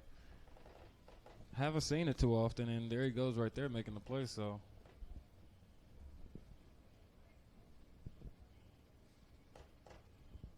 these DBs got it. I mean, they've already stepped up and got a pick six. They're gonna have to keep on stepping up. I mean, Prom is gonna continue to throw the ball. For sure. So if I'm a DB, I want you to do that because you're giving me chances to make plays. Only time that their DBs have really been beaten is that little corner route. Here we go, Vaughn taking the snap and looking left. He throws it. He's and wide open. Right there in that seam again. Good throw, Vaughn. They're just not reading the seam, and I think that's the Trey Taylor second touchdown, and he just got here at the end of the second quarter. He is this Dallas Prime's leading touchdown. He's their touchdown leader for the team for the season. And he adds on 2 today in this second round. It looks like they actually went to cover 3 on that play, but I mean, you got 3-by-2. Got to put hands on that slot. Got to touch. Or you got to drop. These receivers. Yeah, if you don't touch them, you got to drop. But this isn't their base. They don't play a cover 3, and you can tell when you're looking at these holes. They're in the same spot every time. Here we go. We got a drawback looking left for the one-on-one, and it is great play. By the DB. He tried to dunk on him. Thought Harold Lane was going to have another one. Great play by number 11 though on the pass deflection. That takes the score to 28-11. Prime is up, so Vikings have to make something happen. They were down just 20 points last week, so I'm not saying it's impossible for them to come back, but the Prime isn't the LA Tigers. Yeah, I'm gonna go out on the limb and say that you don't do that against a Prime team, but stranger things have happened. So stay tuned because we know the Vikings aren't going to give up at all. As long as they got number 4 and number 3, I can assure you that they won't quit. They'll be over there arguing with each other before they quit. They just got to get the ball in their hands. I don't know how, but as far as the Lindsay, I mean, he used to be a running back. I mean, if you get him on jet sweeps, you got to find a way to get him the ball. I mean, may be a wild idea, but I'm gonna say put him in the backfield. You haven't ran the ball great anyway. Put some backfield. You could put him do some little. He's a little bit wildcat if you need to. I mean, you got to try something else because you haven't scored on offense this game yet. 100%. Something got to change. Like I said, they got to get creative. They got to pull something out the bag. You got 18 minutes left in your season, if not. I know the Vikings don't keep coming this far just to come this far. Here we go. We got a squib kick. Hopefully they let Monte Harrington get it. There you go. He grabs the ball. tries to reverse field, and he is Look taken at down. nobody's blocking. You got 5 Dallas Prime members walking around Monte, and his team is nowhere to be found. And they need to get Monte in the game, man. They gotta find a way to let him go. 100%. 100%. Like, you don't let him do all this in the regular season to just bench him or sit him in the playoffs.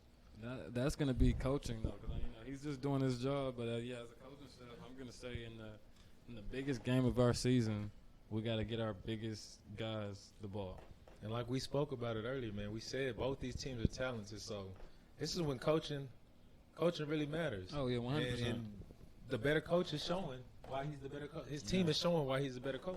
You don't get this far in the playoffs without being talented. And there we go. See, what I say, every play has the potential to be big, because if he gets out of that, I believe he may score. Yeah, nobody's gonna catch him. If he can get to 10 yards with nobody touching him, he's gone. 100%.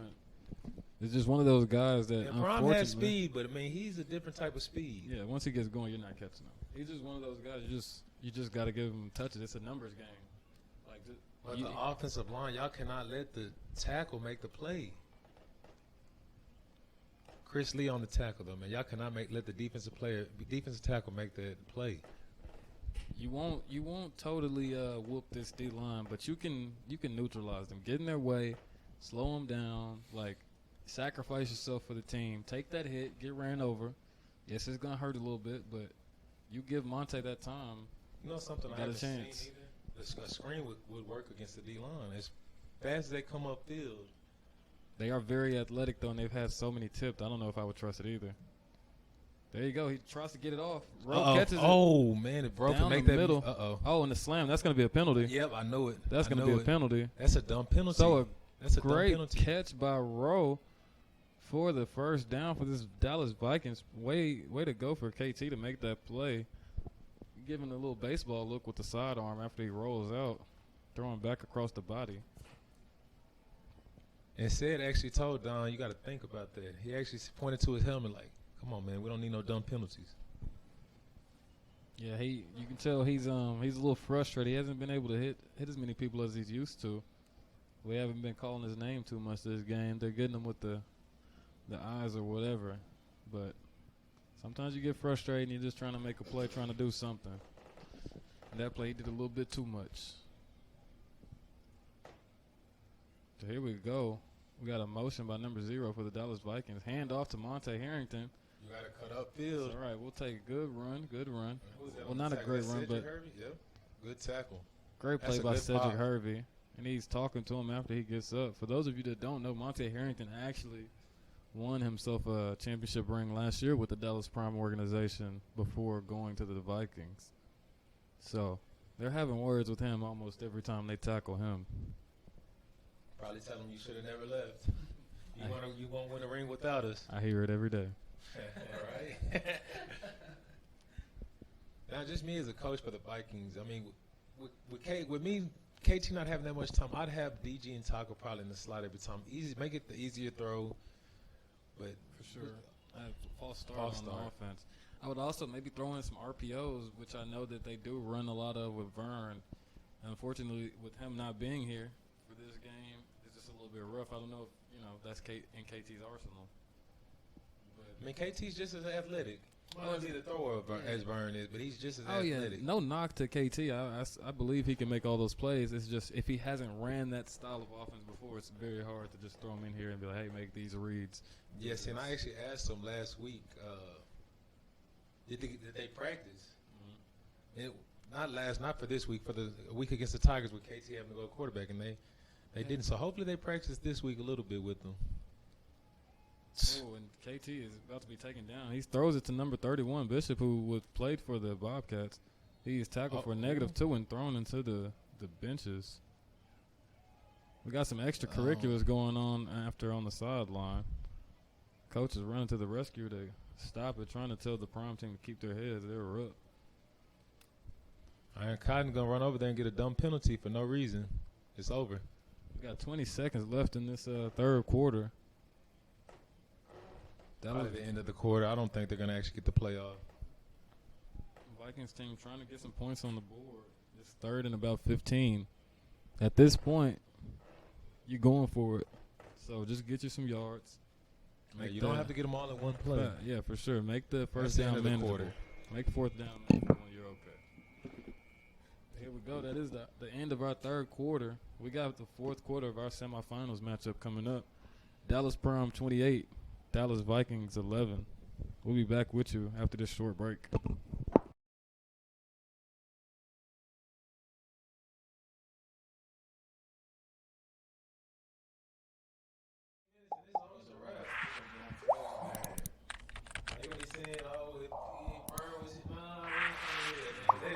Every quarterback on their roster. They are going to blame KT though. They're going to say KT can't get it done. So if they lose, they're going to do shit.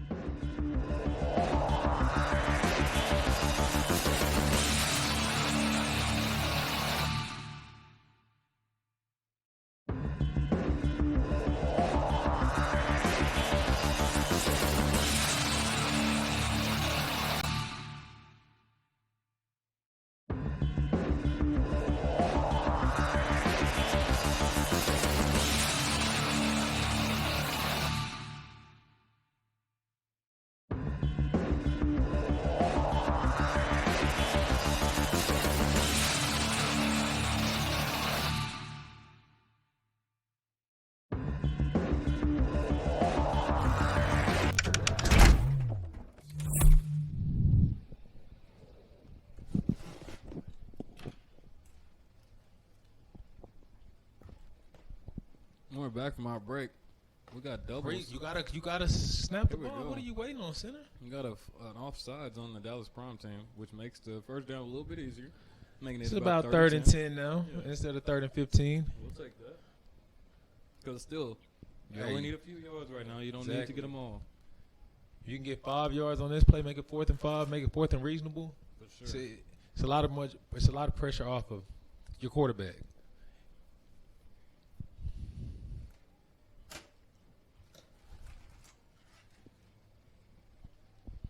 Which is, if I was an OC, I'd actually have my receivers lined in a little bit tighter.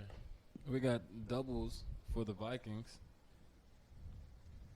Let's see what they decide to do. We had a flinch, but they didn't call it. KT drops back. He has time. Take off. Steps up. There you go. Decides to run. That's what he's yards dangerous at. That's in. first down. They're going That's to a give him the first down. We got a score update from our other TUFL semifinals matchup. The West Texas Oilers 42 and the Space City Heat 8 points. So we got a blowout going on our other game there. West Texas looking like they're going to walk easily into the championship. And that's actually good. That's actually good because that means West Texas actually travels good. And they got to come back out here next week or 2 weeks. Is it next week or 2 weeks? Next week. Next Okay. week. Here we go. KT dropping back, throws the screen, Uh-oh. and he is smoked again by Monte Root. Man, Like- Monte Roof is having a game. Man, like I said, I'm not going at him. I'm Monte Root. I'm not throwing at him. If I'm the coach, Coach John, I'm going to say, fine, number 21, that little dude with the dreads, and stop throwing it his way, KT. Like, help yourself. Yeah, because your receivers acting like they're scared to block him. I mean, mean, he's making plays he- in the run game, the Shoot, pass The way game. he playing, I'm scared to block him. Yeah, right? Like, what's going on? He is everywhere, and he's hitting everybody hard. He's catching interceptions. Just stop. Just stop. You got them feeling good, but here we go. We got empty. They're trying something new. They're trying whatever now. They throw it up to Valencia. Underthrown, terribly underthrown. And Tremont Brewer almost makes the play on it. We don't need to collapse this close to the end zone right now. Yes, you can get 3, but you don't need 3. You need 6. The Vikings are just behind the sticks every drive. 100%. They're not getting no positive plays on first and second down. Every third and fourth down is behind the sticks. Honestly, I'm still putting that on coaching, unfortunately. They have a great staff over there, but right now, I'm not going to say that they're calling the best game. At all. Help I him agree out. with that. Help them out. Keep putting the ball in Monte's hands. Throw him some swings, like a jet sweep, something.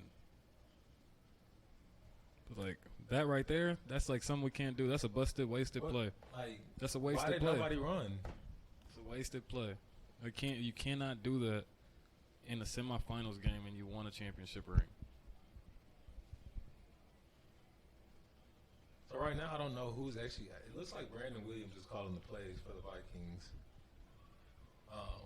Not B-Dub. He's another Brandon Williams. He's actually the OC over there. Yeah. And I mean, just what he's calling is just not working. Now I can't put it all on coaching because players still have to execute. 100%. But you have to put them in the best position to make a play at the same time. That's all I'm saying is I don't believe that their players are in the best position right now. And it looks like they might be taking a delayed game here. Oh, they got it off right in time. KT gets it off. He drops. He has a little bit of time throwing it, and it's just a little bit low. That was fourth down. And that was fourth down. A wasted possession here for the Dallas Vikings. And 12 minutes left in the fourth half. And they ran the ball at least like 2 times, and Monty Bo got positive yards, and they just went away from it. Yeah, that's why I just have to keep reiterating and putting it on, like, coaching, you got to call it better. You got to call it better. It's a chess match right now that you're losing. Yeah. Coach Prime is over here. It seems like he's a step ahead of you. When you call something to the flats, he has Monte Ruth in the flats. When you call a quick screen, he got Monte Ruth right there. So it's like, it just seems like Prime's a little bit ahead of you. I'm never going to say the Vikings are out of a game, but oh, no. they need something. This defense. They need something right here. What I will say is the defense needs to be disciplined. Here we go, EJ. And it looks like EJ's back in the game. And just a 1 or 2 yard carry for the Dallas Prime team. So a good stop by this Dallas Vikings.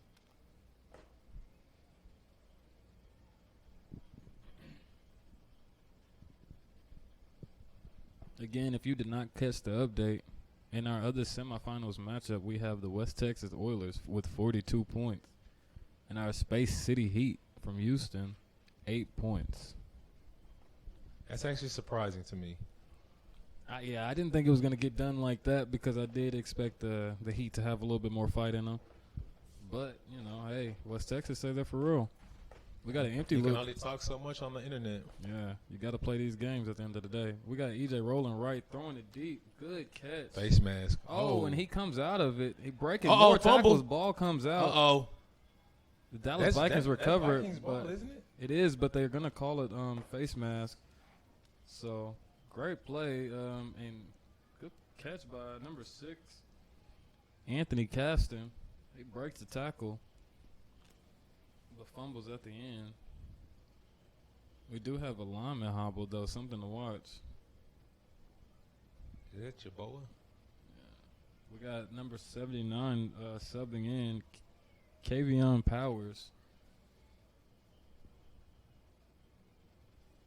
I think that's a guard, so that's something to be looking out for if they're having a little bit more interior pressure this drive with one of the leaders on that offensive line, Anthony Yeboah. And that's a good thing about Prime being so deep, man, because they still do have either one of these teams, they still have a game next week. Yeah, for sure. So, I mean, with people being hurt, it's a good thing they have people that can step in and let their starters rest if need be. The only thing I worry about with somebody like that is I know a lot of times he calls the plays and makes the adjustments on that line. So we'll see if that actually affects it any. Or if they blocked really good right there. Anthony Caston with the run. And he fumbles again, 2 plays in a row. Oh, yeah, he's coming out. He's coming out. Yep, your riot's coming in. And that's a good job by, was that Tony Drake or was that 13 that came downhill? Looks like that was Tony Drake. Tony Drake coming down to make the play.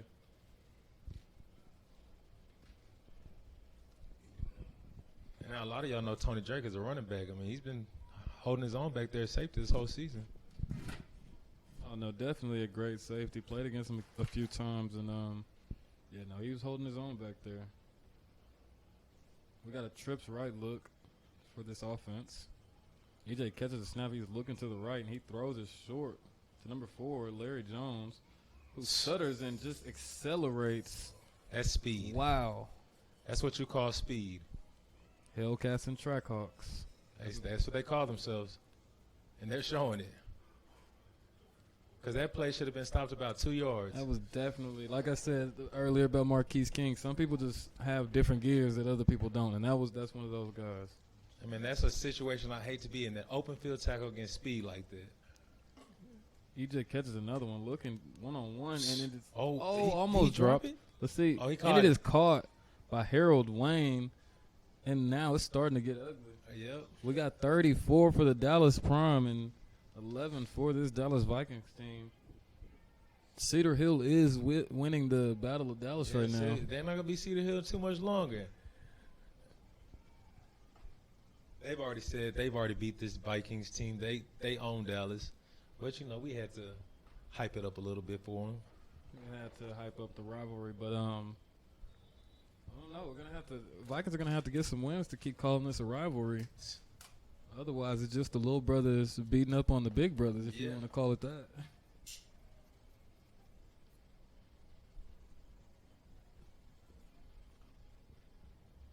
And the way this game is ending, it just makes you think, man, is this coaching staff, it might be some changes being made to this coaching staff because there's no way you get to the semifinals and you can't score. Now, props to Prom's defense, but you have too much talent on offense 100%. to not put up any points. Yeah, I can't see having the weapons at wide receiver and the weapons at running back that the Vikings have and us not being able to put up more than 3 points in a half. Here we go. We got EJ going for the 2-point conversion, throws it up to Smoke, and it is caught in the back of the end zone. Beautiful throw by EJ. Great catch. And then there is another party in the end zone. And Prom said before the game, man, they were going bombs over Baghdad. I mean, it really hasn't. I'm not just saying they've been smoking them deep off, but they've been throwing the ball anywhere and everywhere they wanted to. They really only had one error throwing the ball.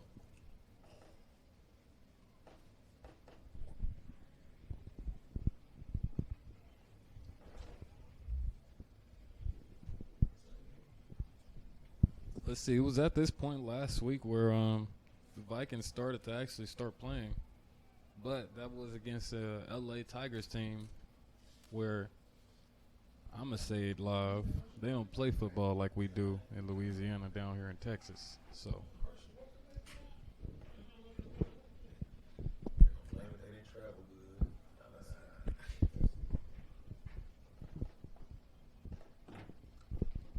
That's one thing about both these teams being in the Metroplex. We can't even have that excuse that these teams don't travel well. Oh, no. This both is just teams the better team is winning the game right now. Both teams fully loaded. One team just came more prepared to play. And like I said, this is a shock. This Vikings team has been a second-half team like their whole existence, and they're just dropping an egg in this second half. Talent alone wasn't enough today. We got Delenzia on the return. Let's see, trying to make something happen. Cuts up the middle and accelerates pretty nice. Return to the 40-yard line. Good return by Delenzia Green. Still would like to see him get the ball more because when he does get it, he looks good. But I don't know. I just feel like they have so many athletes, and I keep saying that we need to get the ball into the athletes' hands more. See, you know what's crazy is Prime has just many athletes, right? But they're touching. And they all touch the ball. So there's no reason you can't get your athletes the ball. 100%. That's what makes Prime so hard. You know you have these athletes, but it's like your poison. A night like tonight where Juan Hartfield has 4 drops, and that's one of their. If Trey Taylor doesn't have the most touchdowns, he does. Right. So Juan drops 4 passes, and you still have 36 points, and you feel like you're not playing good. That's what I feel like this Dallas Vikings team could be, given the right circumstance. And that's the crazy part. After this game, Prime is gonna let him know. It could have been worse. It should have been worse if we had drop touchdowns. We had this and that. Vikings really can't say they had too many opportunities slip. I mean, when they got opportunities, they actually did make a play or two. Yeah, 100%. As the Vikings, for the Vikings, I'm just gonna say, there is no excuse you lost today. If the game finishes and this is how it ends, you lost today. There is no. Let's talk about the refs. Let's talk about. We're going to say that y'all didn't come prepared to play. Yeah, I don't want to hear I actually want to hear them say they were better than us. They were better than us today. Sometimes the teams are better. Not everybody. So, in this semi-pro world, I hate when teams lose or get whooped. Mm-hmm. Like, man, they're not even that good. Okay, well, if you call yourself good and they just whooped you. Yeah. Well, what are they? 100%. Still, even if this is the end for either team, great season. It's about both organizations. Vikings aren't going nowhere, man. They're gonna be here They're gonna compete every year. They just need I don't know what. Maybe it could have been Byrne, maybe not. We're not gonna say it could have been or couldn't have been, but you would have loved to see him here just because he was their starter. I'm gonna say next year they take practice a little bit more seriously. They got numbers showing up. They're right back here. In this position or the championship, looking a little bit better and more crisp. But right now, they weren't ready. It wasn't their time, you know.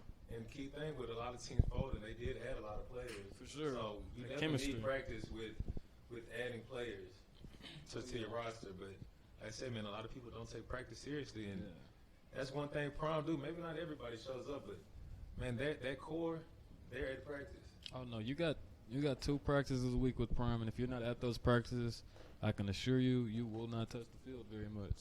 You may get some special teams if people are tired, but no, that team practices. Every starter you see out there that's on a DB, wide receiver, skill position, they're at practice. Every single one. Hey, we got an empty look for the Vikings. False start. Another false start for the Vikings. But just going back to some people I was talking to this week, I was talking to row number 7 for the Vikings, and I was asking him about some of the ups and downs of the season, and that was actually one thing he told me. It was just, this being a brand new team, even though they're still talented, but they lost so many players from last season, and now it's just the gelling. Whenever things go bad and they were losing those close games, he felt like it was chemistry and not knowing each other super well. So seems like that may be the problem again today coming into this game. Let's go. We got a empty right look for the Dallas Vikings. Got a motion left. Row with the jet sweep, trying to make something happen. Jukes inside. Get out of there, Row. Stays up on his feet. And he is brought down. Gang tackle by Tremont Brewer. And looks like Cedric Brown. And one thing, I don't see DG or Taco in the game anymore. I don't know if they just said, it's over. And I see somebody with their pads up. I don't know if that looks like Taco from here. It could be. He's been beaten up all game, so definitely could be on the sideline right now. We do got a spread look here from the Vikings.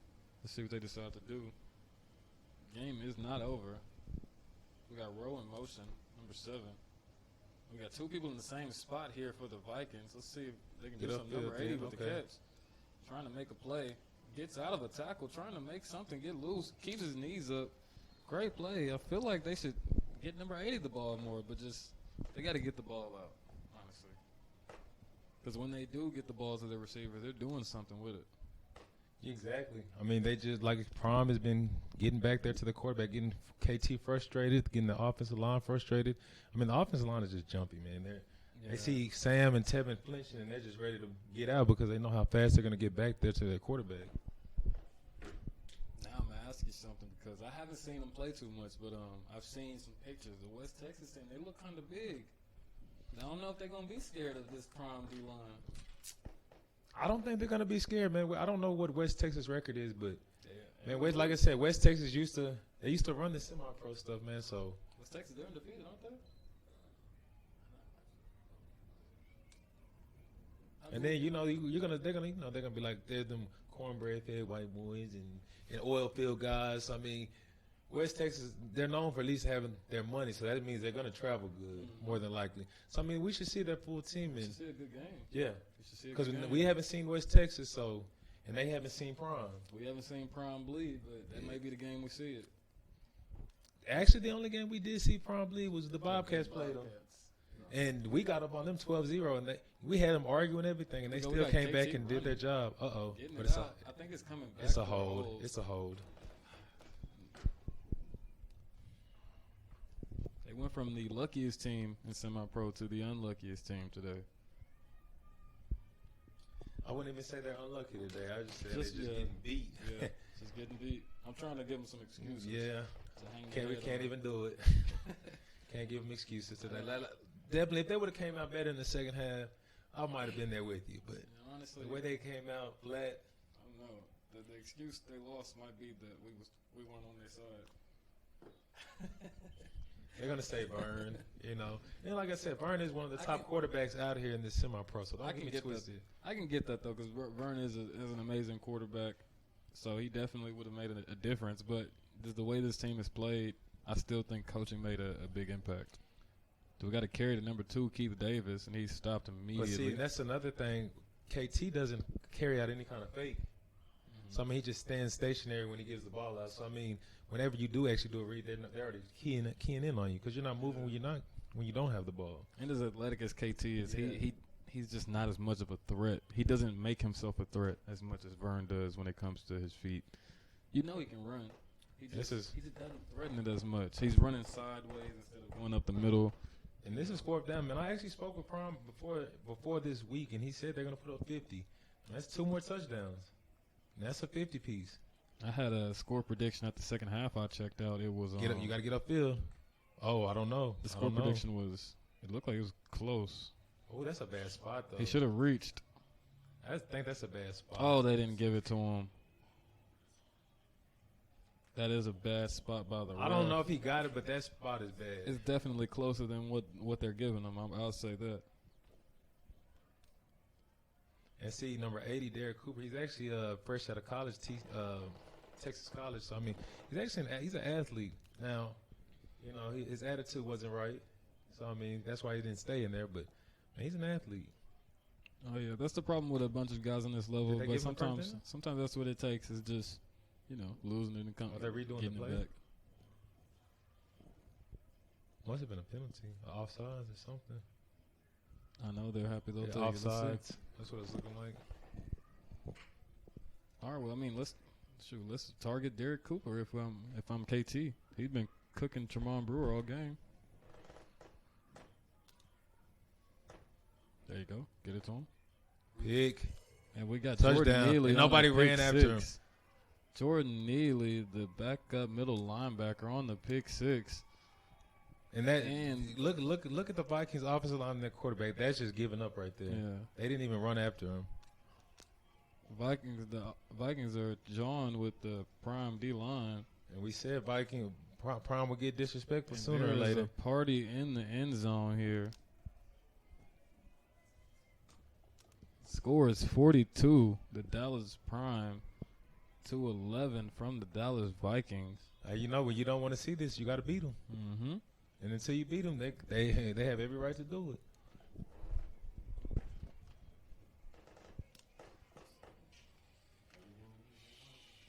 (31-0). Congratulations to the Dallas Prime if they and they're going for if 50. they can finish this and they're going for 50. Continue to get this win. That'll be 31 wins in a row for this organization. It's truly the tale of 2 halves. It was actually a game first half. You wouldn't believe it by looking at the score. You would not. So it looks like both semifinals were blowouts. We thought we were at the better game. We did. We're probably still at the better game, but they're both blowouts. Interesting. I wasn't expecting either one to be a blowout, but here we are. And so looking forward to next week in that championship matchup. I don't know. I got to stick with Dallas Prime because that's who I've seen more of if I'm going to go out. I got my homer. I got to go with the Dallas Prime. Yeah, I'm not rooting for no West Texas team. I got to go way too early prediction. It's going to be Dallas Prime. I want to see a better game, though. I think we will. See a good game. I think we will simply because it's going to come down to the trenches. Yeah. And I think that may be one of the only teams right now that can compete on that level with the trenches. And the Prime didn't handle the Heat like that. They didn't beat them not physically. Beat up out there. Yeah. So that actually will be interesting because the Heat are just a really physical downhill, like let's beat you up team, and then we got big receivers that we'll throw it up to. The Oilers apparently said we don't care. Yeah. We don't care about none of that. So that's the Oilers beat 2 Houston teams. They beat the Colts previous week, and they beat the Colts 12-10. So the Colts actually put up a little better of a fight. And supposedly the Heat was one of the better team out of Houston. I think the Heat beat them. Did they beat them twice? Did they sweep them this year? Interesting. I know last year I think So you're gonna get a lot of Heat players saying we need to travel good, this and that. But hey, that's not the Oilers' fault. we are here to tell you, Chris and Alex, we don't care. Don't care at all. We don't care about your excuses. Hey, look, You're at home just like us. pay that $15 next week to go on and watch this game. Go watch this game unless you want to drive from Houston, because obviously I ain't drive out here this week to play to play. So gonna pay $15 to drive out here to watch. And if you do drive out here, y'all can always come to Deep Element party with us after the game. Yeah, it's all love after the game. But yeah, it seems like Space City Heat is they headed home. Good season of them too, because they definitely put some blemishes on a couple of Dallas teams. So Man, it's just like when both Space City now, West Texas has a little further drive, but that is a far drive. When you're probably, I'm not even gonna say the favorite, but when you think you're gonna go over there and compete, yeah, that's a far drive. That's a solid drive home. What I will say is, thinking about it, West Texas has to travel 2 weeks in a row. Yeah. That first week is always kind of fun, and you're like, oh yeah, this is cool. That second week, now it's like, dang, I got to do this again. Yeah, exactly. So, it just depends how they're traveling. Like I said, if they're on a bus and everybody can kind of relax, stretch out, that's a little easier. But now if everybody's driving their cars, it's kind of like, that's when you start losing people. For sure. Here we go. We got the Prime going for 2. So it looks like a false They catch start. it. They got the 4th-string quarterback in there. Ashton Baker, also known as Flash. Looks like he's going to try to get him a touchdown drive next if they get the ball back. That's just crazy how deep this team is. Ridiculous. He was actually a DB. We haven't even really seen Ladavian play like that today, and he was a starter for them last year. Very true. He had a kick return. That's really the only time I called his name. We got Ashton Baker throwing the fade. Let's see what happens. And they catch it. Oh, my gosh. That's Smoke with the dunk. And then he flips in the end zone. Grown man. Just little bro'd him. Man, they're having their way. Smoke says he's a baby as he walks off the field. And after seeing that catch, we can't argue with you. So, Dallas Prime 44 to the Dallas Vikings 11. 7 minutes and 14 seconds left, so don't go home yet. See, last week I went home and they were losing to the Tigers. I don't think it's going to be any different. This score is not. The score might change, but the outcome isn't changing. Not this week. I don't think the outcome will change too much, but we might get to see something cool. We might, Hey, the Vikings out here, man, they look defeated. The Vikings, they'll start playing right now. They're yelling at coaches, yelling with each other. I think it's setting in. It's setting in that this was. I'm not going to say an easily winnable game, but it was a winnable game. Yeah, for sure. At halftime, man, they were feeling good about it. Prime actually came out flat to start the third. Yeah, and then they basically did the same exact thing. They just came out flatter. You can't throw a pick six. Did they throw the pick six? The first drive? They got the stop and then threw the pick six, and it was right. Yeah, from there it's just can't do that. Yep.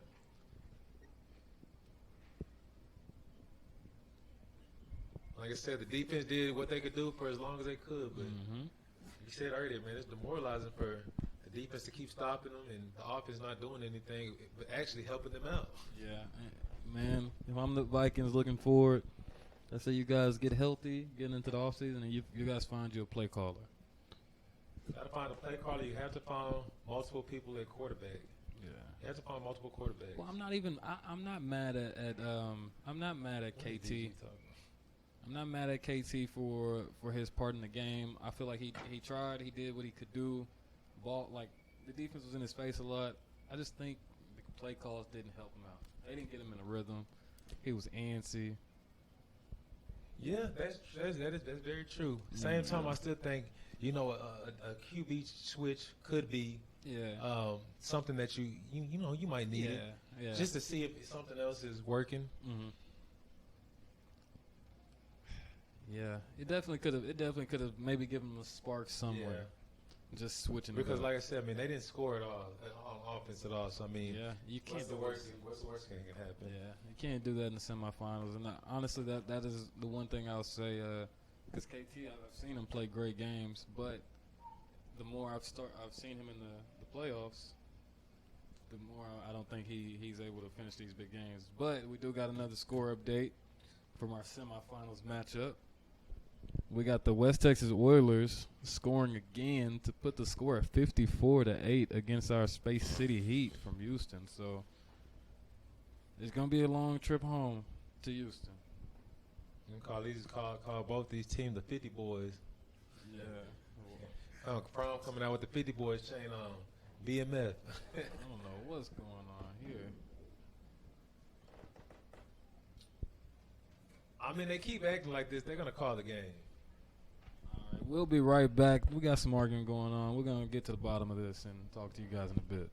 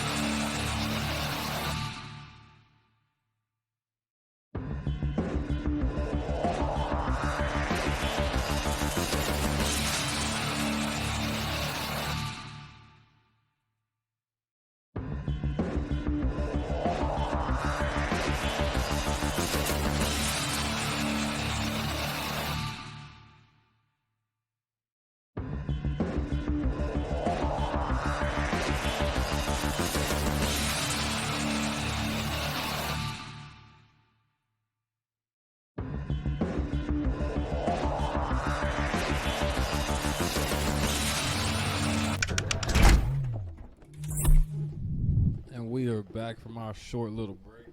We got Dallas Prime about to kick it off. Let's see. I believe we got Cedric Brown kicking it again to go deep. Seems like we had Charles Smith get benched at the kicker position. So it was some kind of penalty on the Vikings, obviously, because they're kicking from the 50. Cedric Brown kicks it deep, lets it bounce in the end zone. With the touchback.